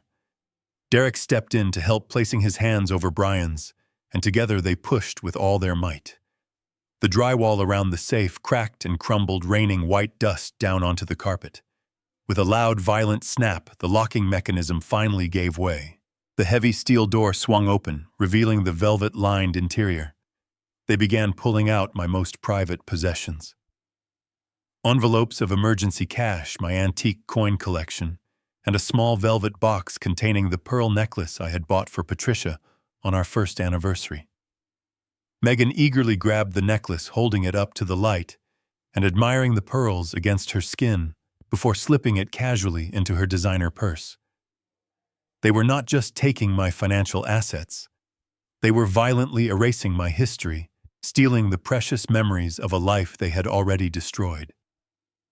I watched them empty the safe, tossing discarded papers onto the floor. Derek grabbed a thick stack of bearer bonds and fanned them out like a deck of playing cards, a greedy smirk plastered across his face. But then the audio feed picked up a sudden shift in the conversation. The laughter died down, replaced by a cold, serious tone. Sarah leaned against my mahogany desk, her arms crossed tightly over her chest. She looked directly at her brother, her eyes narrowing as she lowered her voice. The microphone hidden in the ceiling caught her words with terrifying clarity. She asked Derek if the insurance agent had finally confirmed the policy. Derek stopped fanning the bonds. He nodded very slowly. He confirmed that the $5 million life insurance policy had been fully approved and activated the day before. The room went silent. Sarah looked at the floor, biting her lower lip, before looking back up at her brother. She asked how they were going to handle the gas line without making it look suspicious. My blood turned to ice. The champagne, the broken safe, the stolen jewelry, all of it was just the terrifying beginning of their ultimate plan. They were not waiting for me to die of natural causes in a nursing home. They were actively plotting to end my life and take everything else. I sat completely paralyzed in the dimly lit apartment, staring at the glowing monitors as the chilling reality of their words washed over me. A gas line. They were planning to tamper with the natural gas pipes in my basement, turning the home I built into a massive, highly combustible bomb. If I had actually gone to Montana, or if I had stayed in my own bed tonight, I would have been completely obliterated. I watched Sarah point toward the basement door, discussing the layout of the ventilation shafts with her brother, like they were casually planning a kitchen remodel. Megan was still admiring my dead wife's pearls, entirely indifferent to the murder being orchestrated right in front of her. Brian just stood by the ruined wall safe, nodding his head in quiet agreement. I felt a sudden violent wave of nausea wash over my entire body. I had spent 40 years designing structures to protect human life, and now my own flesh and blood were reverse engineering my life's work to orchestrate my execution. Suddenly, the harsh vibration of my cell phone shattered the dead silence of the apartment. I jumped in my wooden chair, my heart leaping into my throat. I pulled the phone from my pocket, terrified that the noise might somehow transmit through the cameras, even though I knew the audio was strictly a one-way feed. The caller identification displayed Mitchell Pierce's name. I swiped the screen to answer and pressed the phone tightly to my ear, my eyes never leaving the video grid showing my children in the living room.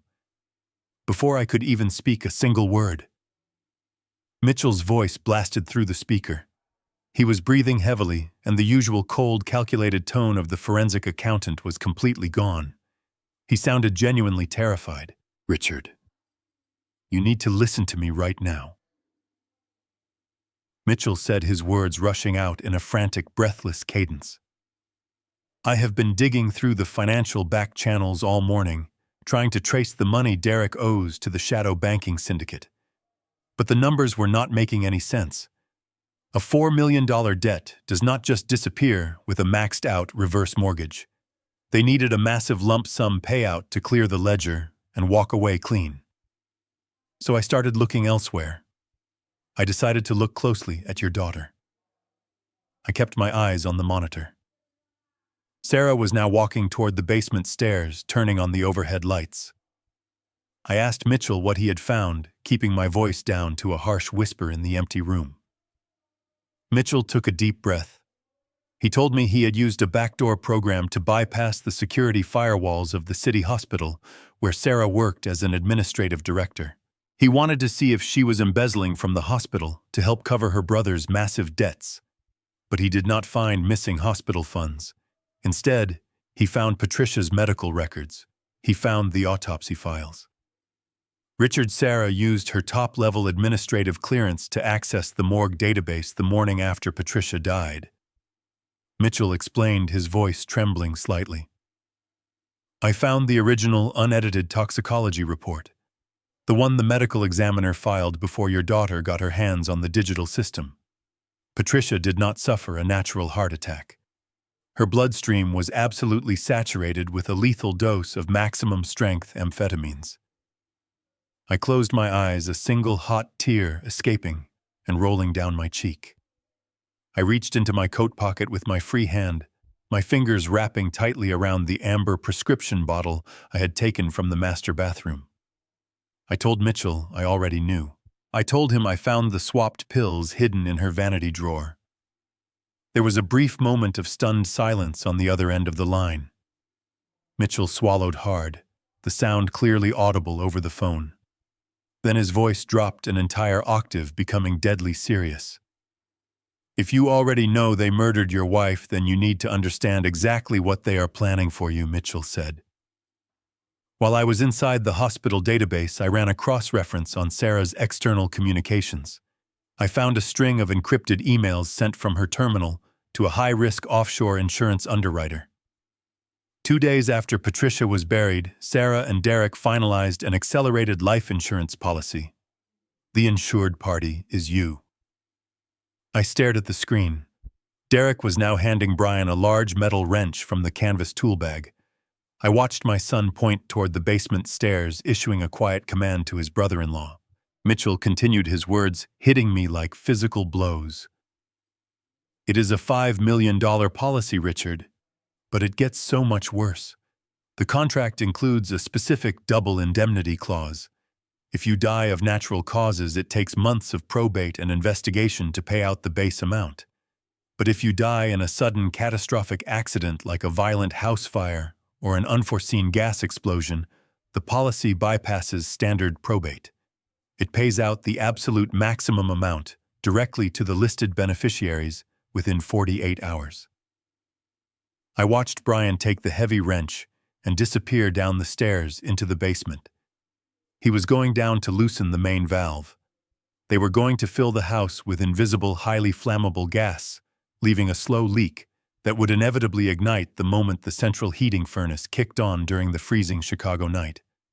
They were meticulously building my coffin, using my own house as the wood and nails. The sheer magnitude of their calculated cruelty was entirely overwhelming to comprehend. I gripped the phone tighter, my knuckles completely white under the heavy, suffocating tension.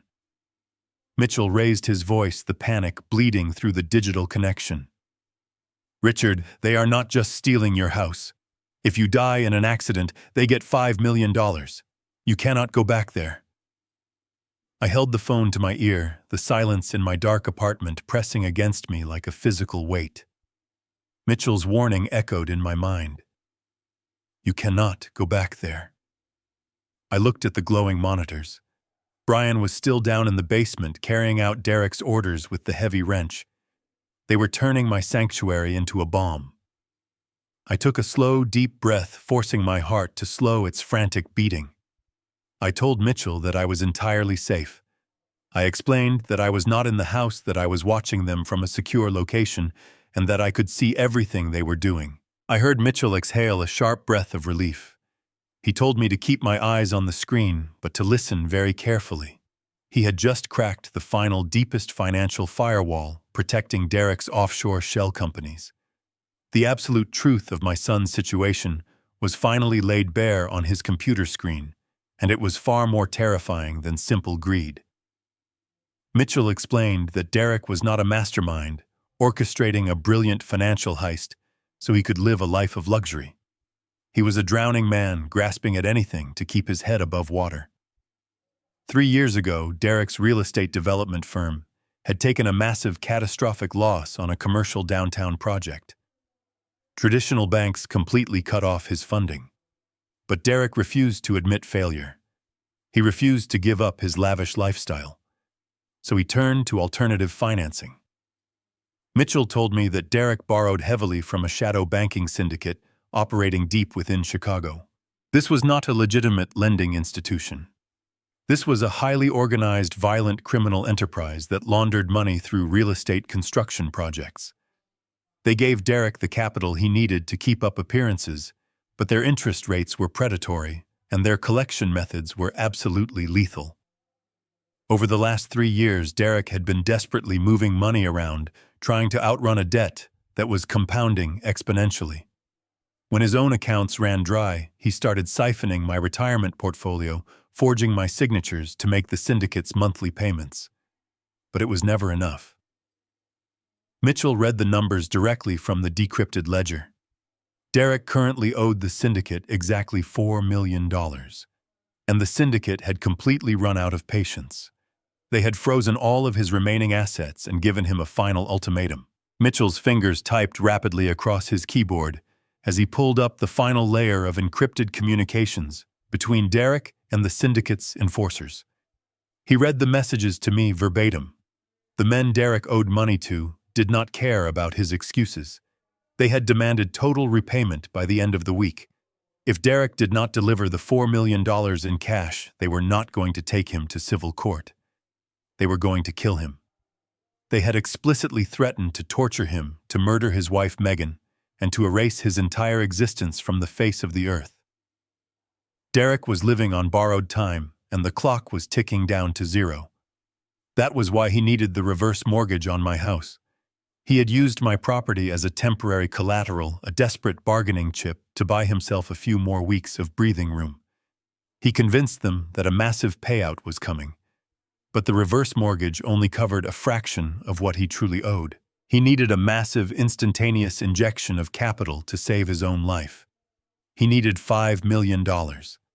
And the only way to get $5 million instantly was to activate that accelerated life insurance policy. He needed me to die in a tragic accident because my death was the only currency that could possibly pay off his debts. I stared at the high-definition video feed of my living room. Derek was pacing back and forth across the hardwood floor, chewing nervously on his thumbnail. He looked at his expensive watch every few seconds, his face pale and slick with a thin layer of cold sweat. Megan was sitting on the sofa clutching my dead wife's pearl necklace, completely oblivious to the fact that her husband had essentially placed a loaded gun to both of their heads. Sarah was standing near the basement door, waiting anxiously for her husband to finish tampering with the gas pipes. They were all complicit, bound together by a toxic mixture of arrogance and absolute terror. The pieces of the puzzle locked together with devastating clarity. Patricia had discovered the syndicate. She had seen the threats, the detailed ledgers, and the offshore accounts. She realized that her son was in bed with incredibly violent criminals. She was gathering the evidence in the storage unit to take to the federal authorities, hoping she could trade the financial data for Derek's protection. She was trying to save his life. But Sarah and Derek did not know her ultimate plan. They only knew she was building a file that would expose the stolen money. They panicked. They poisoned their own mother to stop her from going to the police, unknowingly destroying the only person trying to rescue them. I gripped the edge of the cheap, splintered wooden table in my dark apartment. A profound, chilling realization washed over me. I was not dealing with a calculated sociopath who just wanted to buy fast luxury cars and expensive designer suits. I was dealing with a deeply cornered animal. Derek was a rat trapped in a burning cage, willing to gnaw through his own family just to escape the flames. He had exactly 48 hours left to pay the syndicate $4 million in untraceable, cold, hard cash, or he was going to die a terribly painful death. And he had decided that my life was the absolute price of his survival. He was absolutely desperate, and a desperate man is the most dangerous and unpredictable creature on the entire earth. I sat in the suffocating darkness of my apartment, my eyes glued to the glowing screens, as the full weight of Mitchell's words settled into my bones. The terrifying reality of Derek's situation finally illuminated the darkest corners of Patricia's secret life. For months, I had been trying to understand why my gentle wife would hire a private investigator, why she would rent an industrial storage unit, and why she would hide a hollowed-out book in our freezer. Now the agonizing truth was laid completely bare. Patricia had not stumbled upon a simple case of embezzlement. She had uncovered the shadow syndicate. She had seen the threatening messages, the illegal money laundering, and the undeniable fact that our son was deeply entrenched with ruthless criminals. But more importantly, she had discovered the brutal ultimatum. She knew that Derek had leveraged our family home and was preparing to sacrifice my life to save his own skin. My wife, a woman who spent her existence nurturing our family, found herself standing at the edge of an impossible abyss. She was forced to make a choice that no mother should ever have to make. She had to weigh the life of the man she loved against the freedom of the boy she had brought into the world.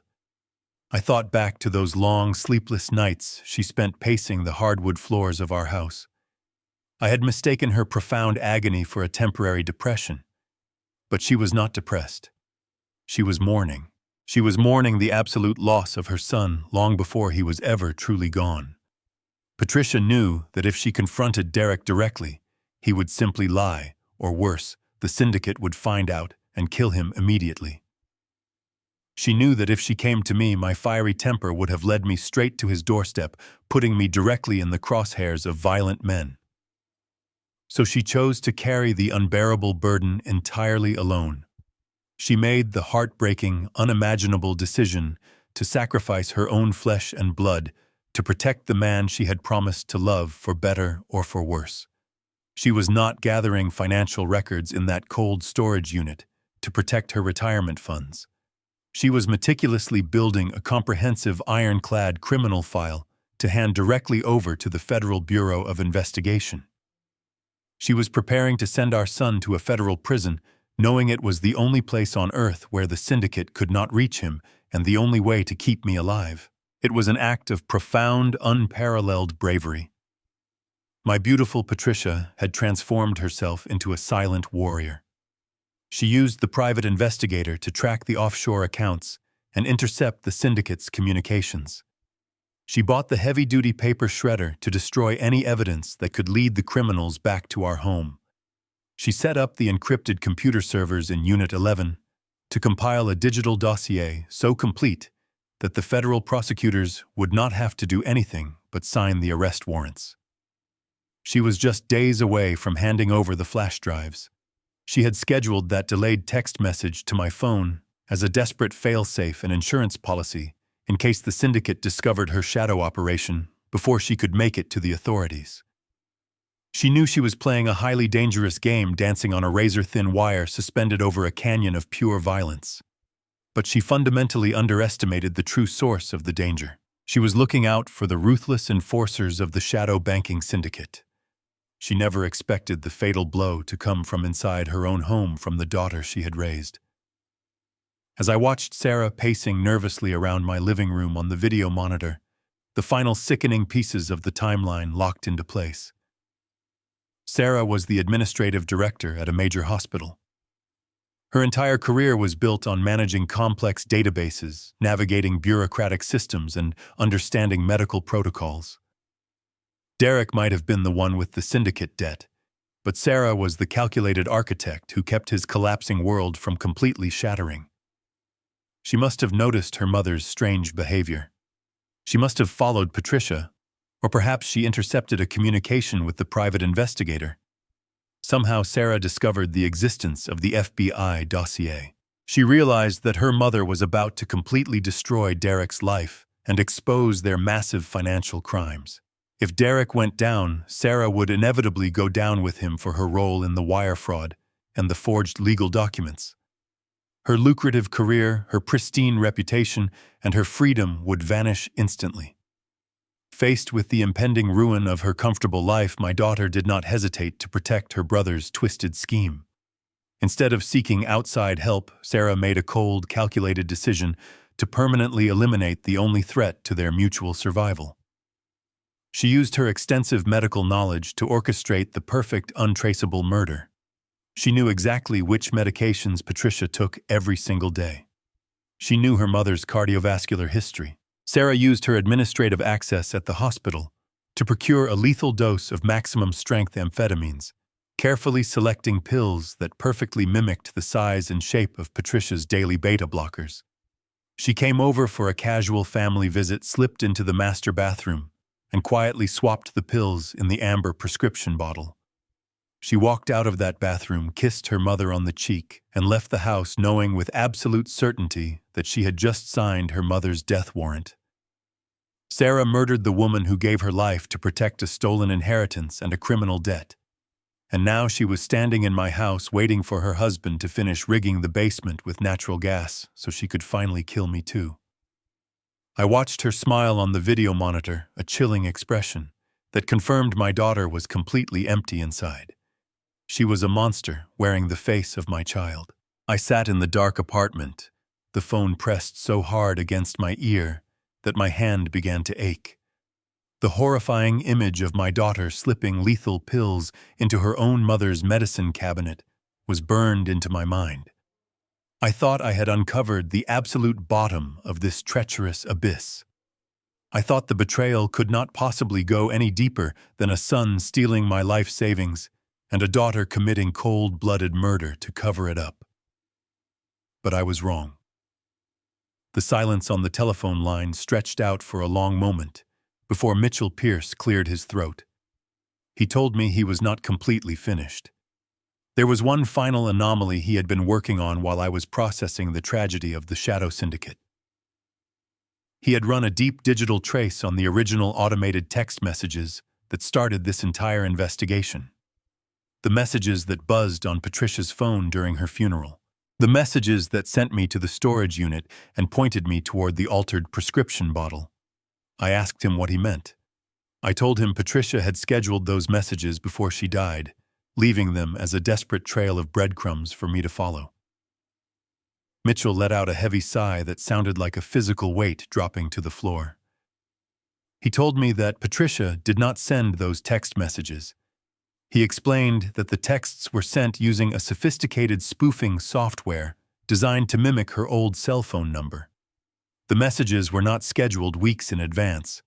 They were typed and sent in real time from a secondary device while I was standing at her grave. Mitchell had managed to bypass the proxy servers and trace the original Internet Protocol address back to its physical source. He tracked the unique hardware identification number directly to a personal laptop. It was not Derek's expensive computer, and it was not Sarah's hospital terminal. The laptop belonged to Brian. The name hung in the cold air of the apartment. Brian. The quiet, unremarkable son-in-law. The man who had failed at 3 consecutive businesses and spent his life standing quietly in the shadows of my successful children. My mind raced frantically as I tried to process this impossible revelation. Why would Brian send those messages? Why would he lead me directly to the storage unit and the poisoned pills? And then the ultimate sickening twist of this entire nightmare finally snapped into perfect focus. Brian was not a victim of his wife's dominant personality, and he was certainly not a grieving family member. Brian was a parasitic opportunist who had been watching the entire conspiracy unfold from the very beginning. He lived in the same house with Sarah. He must have seen her researching the lethal amphetamines. He must have followed her or discovered the stolen files from the storage unit. Brian knew exactly what Derek and Sarah were planning to do to Patricia, and he did absolutely nothing to stop it. He let my innocent wife die. He let them commit the murder because he saw a golden opportunity to take everything for himself. Brian knew that if he went to the police with his suspicions, he would just be a witness in a messy family dispute. But if he anonymously pointed me toward the evidence, he knew my engineering mind would not rest until I tore the entire conspiracy apart. He was using me as his own personal weapon. His twisted logic was flawlessly cruel. If I took down Derek for the massive financial fraud, and I took down Sarah for the premeditated murder of her mother, both of the Caldwell heirs would be sent to federal prison for the rest of their natural lives, and who would be left standing in the rubble? Brian. He would play the role of the horrified innocent spouse. He would file for a lucrative divorce from a convicted murderer, claim damages, and position himself to inherit whatever was left of my estate. The man I had always dismissed as a pathetic loser was actually the cold, calculating mastermind pulling the strings from the absolute darkest corner of the room. My blood boiled with a rage so intense it threatened to consume me entirely. I looked away from the dark corner of the room and brought my eyes back to the glowing security monitors on the folding table. The live video feed from the basement was running in high definition. Derek and Sarah were standing near the large industrial furnace. Derek was holding the heavy metal wrench, his face twisted in deep concentration as he worked the main pressure valve of the natural gas line. Sarah was holding a flashlight, keeping the beam perfectly steady on the thick metal pipes, ensuring her brother did not make a mistake. They were meticulously rigging the system to create a slow, undetectable leak that would fill the enclosed basement with highly combustible vapor. And standing just a few feet behind them, completely out of the way of the physical labor, was Brian. His hands were casually tucked into the pockets of his jacket. He was watching his wife and his brother-in-law construct a massive bomb, knowing with absolute certainty that they were sealing their own permanent destruction. He looked completely calm, almost bored, while they performed the dirty work that he would ultimately use to destroy them. The natural gas was now flowing freely into the house. I could almost hear the quiet, deadly hiss of the vapor escaping from the loosened valve through the silent video feed. They were ready to blow the house to pieces, completely unaware that I was watching their every single move. I refused to let them win. I reached out and gently closed my laptop, the screen fading to a deep, absolute black. I picked up my heavy coat from the floor.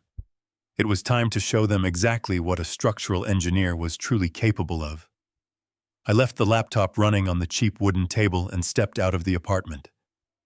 The freezing night air bit through my heavy coat as I crossed the empty street. I stayed in the deep shadows of the large oak trees lining the sidewalk, moving with a silent, deliberate focus. I was not the frail old man they thought I was. I was an engineer stepping into a collapsing structure, and I knew exactly where all the load-bearing walls were located. I reached the back of my property and unlocked the heavy kitchen door using my spare key. I turned the deadbolt so slowly that it did not make a single sound. The moment I stepped inside my house, the faint, sickly sweet odor of natural gas hit my nostrils. It was already beginning to seep up through the floorboards from the basement. They were working quickly, filling the lower levels with enough combustible vapor to blow the entire foundation to dust the second the thermostat clicked on. I walked silently across the kitchen tiles, avoiding the squeaky floorboard near the refrigerator, and moved into the expansive living room. The house was pitch black, illuminated only by moonlight. I walked over to my favorite leather armchair, the one sitting in the darkest corner of the room, and lowered myself into the seat. I did not make a sound. I just sat there in the shadows, waiting in the very house they were trying to turn into my tomb. Down below, I could hear the heavy thud of their footsteps echoing on the wooden basement stairs. The basement door clicked open, and the four of them spilled out into the back hallway. Derek was breathing heavily, a sound of pure exertion and adrenaline. He told Brian to wipe down the tools and put them back in the canvas bag. Sarah's voice floated through the dark house, cold and completely detached. She reminded her brother to make sure the back door was locked, so it looked like a perfectly secure home when the fire investigators eventually arrived. Megan giggled nervously, complaining about the smell of the gas and telling them to hurry up so they could go celebrate somewhere expensive. They walked casually down the hallway and entered the living room, heading straight for the front door. They were entirely relaxed. They thought they had won. They thought they had successfully murdered my wife, stolen my life savings, and orchestrated my violent death without a single consequence. I reached into my coat pocket and pulled out a small box of wooden matches. I slid the drawer open, pulled out a single matchstick, and pressed the red tip against the rough striking strip. The loud, sharp crack of the match striking echoed like a gunshot in the silent living room. A bright orange flame flared into existence, casting a warm, flickering light across my face. I held the burning match up high in the pitch-black room. Derek froze instantly, his foot hovering mid-step. Sarah let out a sharp, terrified gasp, taking a rapid step backward and colliding hard with Brian. Megan dropped her designer purse on the hardwood floor. The four of them stood completely paralyzed, their eyes wide with absolute horror, as the tiny flame illuminated the man they thought they had just buried. I looked directly at my son, keeping my voice perfectly calm and low. I told him he always was a little sloppy with his mechanical work. I told him that if he wanted to create a proper gas explosion, he should have closed the ventilation flues first, otherwise the vapor just escapes through the chimney draft. Derek stared at me, his jaw trembling. He tried to speak, but the words caught in his throat. He stammered, asking what I was doing here, asking why I was not on the road to Montana. He tried to force a fake smile, trying to pivot back to the lie, telling me I should not be lighting matches, because there was a dangerous gas leak in the house. I slowly blew the match out. The room plunged back into darkness, lit only by the pale moonlight. I told him I knew everything. I told him I knew about the $4 million he owed to the shadow banking syndicate. I turned my eyes to Sarah, whose face had gone completely pale. I told her I knew exactly what she did to her mother's beta blockers. I told her I had the original toxicology report. And then I looked at Brian standing in the back. I thanked him for sending the automated text messages from Patricia's phone, telling him his plan to eliminate my children so he could steal my estate was a brilliant piece of cowardly engineering. The silence that followed was absolute. The masks completely shattered. There was no more fake grief. There were no more lies to tell. The terrifying reality of their situation crashed down on them. Derek realized in that exact moment that his entire plan was dead. The $5 million insurance policy was completely useless if I was sitting right here fully aware of his crimes. He was out of time, out of money, and the syndicate was coming for his life. The panic in Derek's eyes instantly twisted into a dark, murderous rage. He was a cornered animal with absolutely nothing left to lose. He let out a vicious, guttural scream, dropping the heavy canvas tool bag to the floor. He lunged across the dark living room, his hands reaching violently for my throat, ready to finish the job himself with his bare hands. But before his fingers could even brush the collar of my coat, the entire living room was suddenly flooded with blinding, brilliant light. The heavy floor lamps and the overhead chandelier snapped on. Mitchell Pierce and 3 armed federal agents stepped out from the hallway, their weapons drawn and leveled directly at my son's chest. He froze. The blinding light washed over the living room, completely freezing Derek right in his tracks. His outstretched hands, fingers curled like claws, hung uselessly in the air inches from my shocked face. The 3 federal agents moved with terrifying, absolute speed and precision. They fanned out across the hardwood floor, their dark tactical vests contrasting sharply against the elegant decor of my home. The lead agent, a tall man with steel-gray hair, barked a loud command that echoed off the high ceilings, ordering everyone to keep their hands visible and to step away from the center of the room. Derek stumbled backward, his polished leather shoes slipping slightly on the rug. The sheer shock on his face was a perfect mask of arrogant entitlement, suddenly shattered by the crushing weight of reality. Megan let out a piercing, hysterical shriek, dropping instantly to her knees and covering her pale face with her trembling hands. Pure, uncontrollable chaos erupted within mere seconds. Derek was the first to find his voice. He began to scream, his frantic words loud and incredibly desperate. He pointed a violently trembling finger at me, shouting to the federal agents that I was a senile, crazy old man. He claimed that I was suffering from severe dementia, that I had lost my mind with grief over Patricia, and that I was making up insane conspiracy theories to ruin his successful life. He desperately tried to straighten his designer jacket, adopting the smooth, persuasive tone he used in his many fraudulent real estate deals. He told the agents they were making a terrible mistake, that there was a simple gas leak in the house, and he was just trying to safely turn off the main valve to protect his sick, confused father. Sarah immediately and flawlessly followed his lead. The cold, calculated murderer vanished, replaced instantly by the weeping, completely devastated daughter. She collapsed onto the sofa next to Megan, sobbing loudly and uncontrollably. She cried out that they were only here to check on me, that they loved me, and that Mitchell Pierce was a lying fraud who had manipulated my broken heart. She begged the lead agent to lower his weapon, claiming her brother was innocent, and that our family was just going through a tragic, unfortunate misunderstanding. It was a spectacular performance polished by years of manipulating hospital patients and grieving families. But I was not a weak, grieving victim anymore. I reached into my coat pocket and pulled out the legal document they had forced me to sign just a few short hours ago. I walked slowly over to the mahogany coffee table and threw the forged power of attorney document down. It landed with a soft, final thud. I looked at Derek, my voice cutting through his frantic shouting like a surgical blade. I told him he should always inspect the foundation of a contract before he tries to build his life upon it. I explained that I used a fake middle initial and deliberately altered the stroke pattern of my signature. I told him the document he used to try and finalize his loans with the shadow banking syndicate was completely, legally void. The blood drained entirely from Derek's pale face. His mouth opened and closed, but no sound came out. He stared at the piece of paper on the table as if it were a venomous snake preparing to strike his throat. Before he could recover, Mitchell Pierce stepped forward. He pulled a small digital audio recorder from his coat pocket and pressed the silver button. The clear, undeniable voices of my own children filled the bright living room. The audio feed from the hidden camera played back Sarah, asking if the insurance agent had confirmed the $5 million policy. It played Derek confirming the activation. It played their sick discussion about tampering with the gas line to make my murder look like a tragic accident. Sarah stopped crying instantly.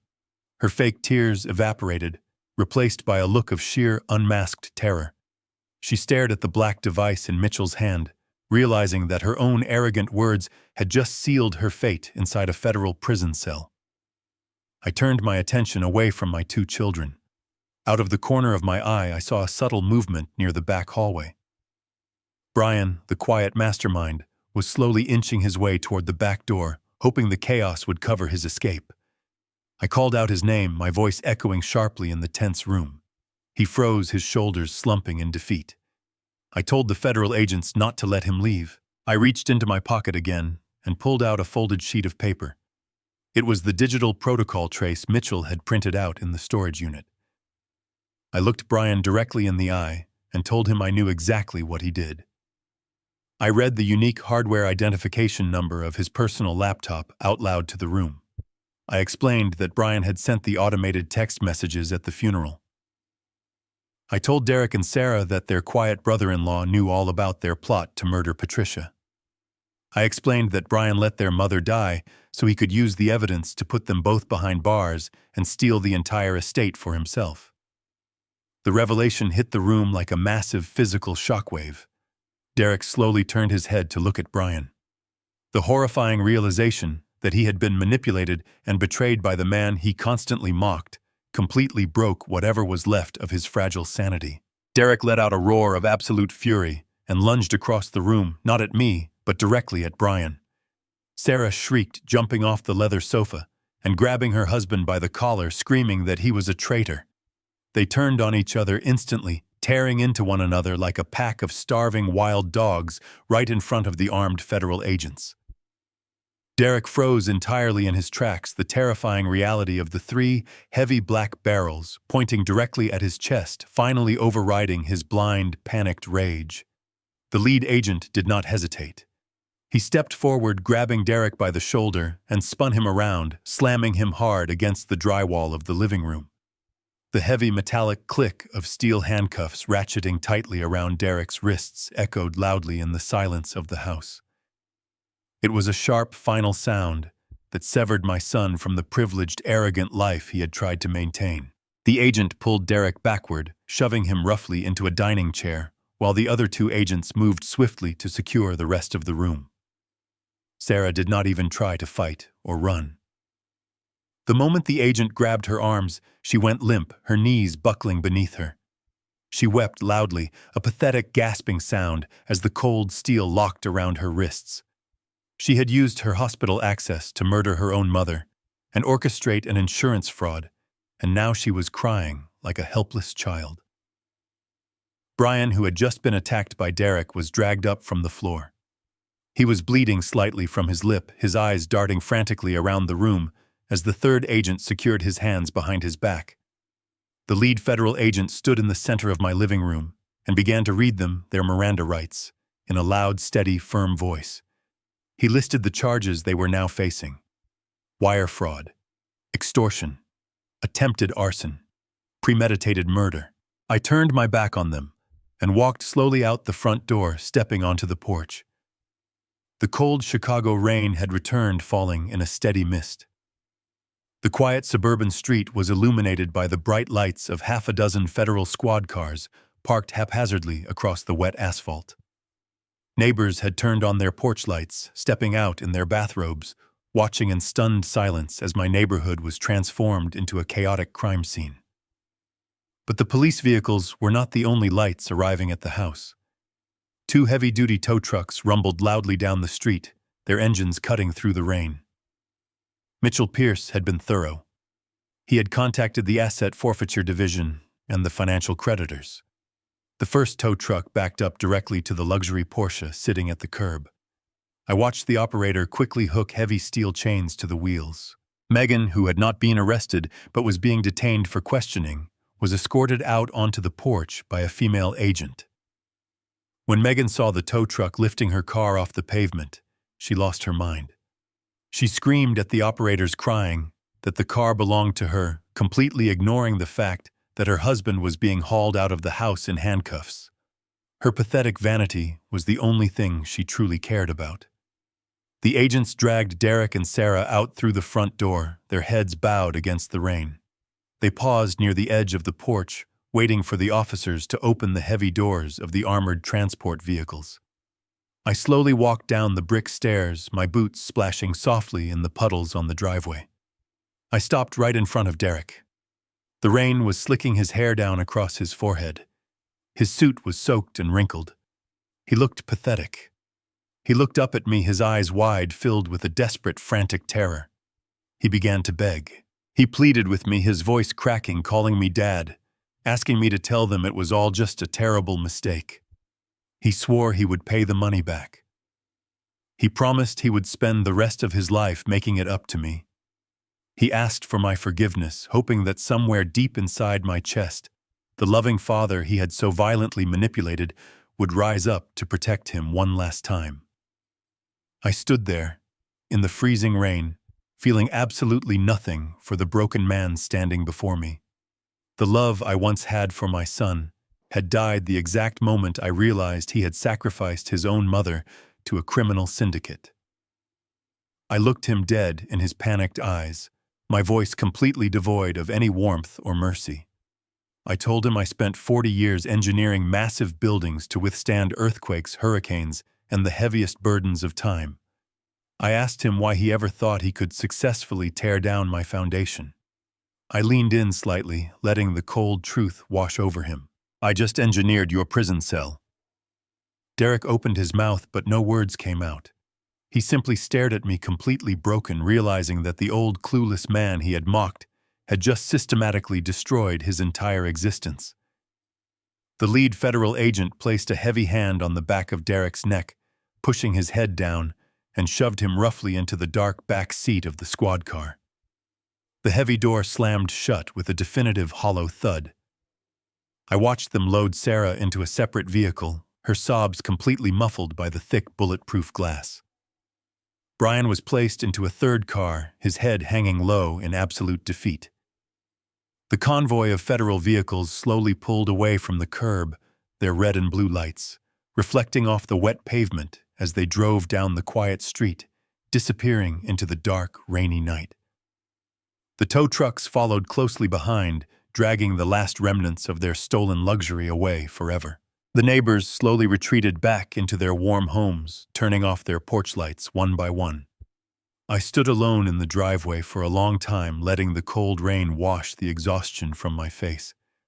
The war was finally over. I turned around and walked slowly back up the brick stairs. I stepped through the front door and locked the heavy deadbolt behind me. The house was profoundly, entirely quiet. The morning after the arrests, the sun rose over Chicago with a brilliant clarity I had not seen since the day I buried my wife. I walked through the empty rooms of my house, the silence no longer feeling oppressive. Instead, it felt like a deep, cleansing breath. The heavy weight of deceit had been forcibly ripped from my life, leaving behind a profound sense of peace. Over the next 12 months, I focused entirely on the deliberate process of healing. I started by boxing up the physical remnants of the family I used to know. I packed away the photographs of Derek and Sarah, not out of anger, but out of a quiet acceptance that those smiling children no longer existed. They had been replaced by strangers I did not want to remember. Once the house was cleared of its ghosts, I put the property on the market. I realized that holding on to the physical structure where so much dark history had unfolded would only anchor me to the past. A young couple with a newborn baby bought the house a few months later. As I handed them the keys, I felt a genuine smile cross my face. I was giving the foundation I had built with my own hands to a new family, hoping they would fill those rooms with the kind of love and honesty my own children had so violently discarded. I used the proceeds from the sale along with the remains of my retirement portfolio Mitchell miraculously managed to recover to purchase a quiet cabin near a large lake in Wisconsin. The legal proceedings took the better part of the year. I sat in the front row of the federal courtroom every single day, watching the wheels of absolute justice grind my children down to dust. Derek was convicted of wire fraud, extortion, and conspiracy to commit murder. The shadow banking syndicate he owed money to was also dismantled using the digital dossier Patricia had so bravely compiled in her storage unit. Derek was sentenced to 40 years in a maximum security federal penitentiary. Sarah faced an even harsher reality. The medical evidence of her mother's poisoning was irrefutable. She was stripped of her medical licenses and sentenced to life in prison without the possibility of parole. Brian, who tried to play the innocent whistleblower, was convicted of extortion and conspiracy, earning himself 20 years behind bars.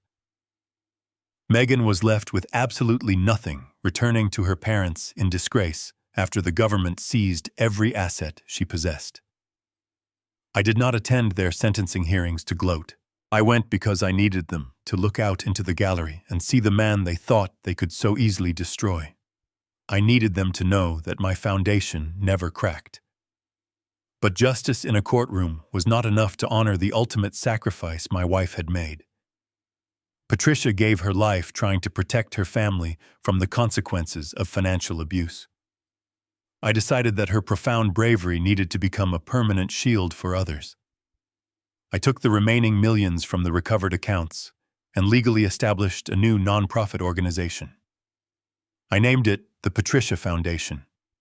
We built a dedicated network of forensic accountants, private investigators, and aggressive legal experts. Our singular mission is to provide free, immediate legal defense for elderly parents who are actively suffering from financial exploitation and abuse at the hands of their own children.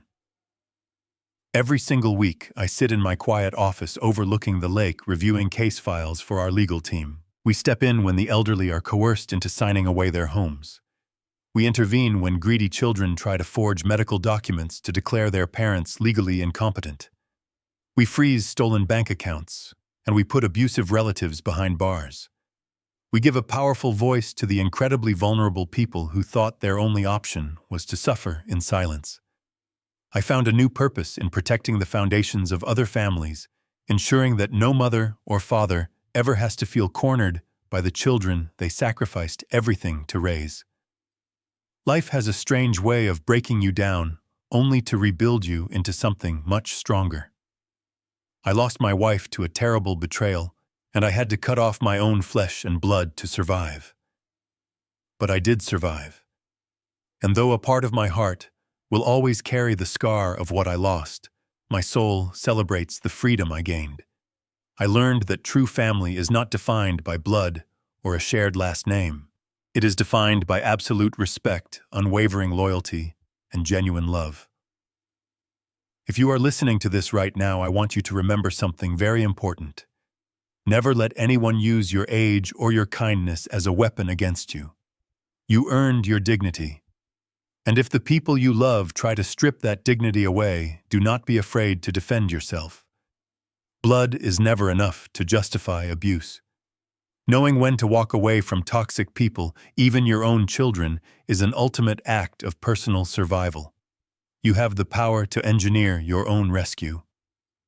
Thank you for taking the time to listen to my story. I hope my journey has given you the courage to face your own battles. Did you like my story, and which city are you listening from? Let us meet in the comments section below. I try to read every message, and your support means the world to me. If you liked this story, you can support my journey by sending a super thanks, so I can keep bringing more powerful life stories to this channel. Thank you so much for your sweet support. I am looking forward to your comments. On the screen, you can see 2 new life stories that I highly recommend. There is so much more on my channel. Do not forget to subscribe. See you next time. With absolute respect.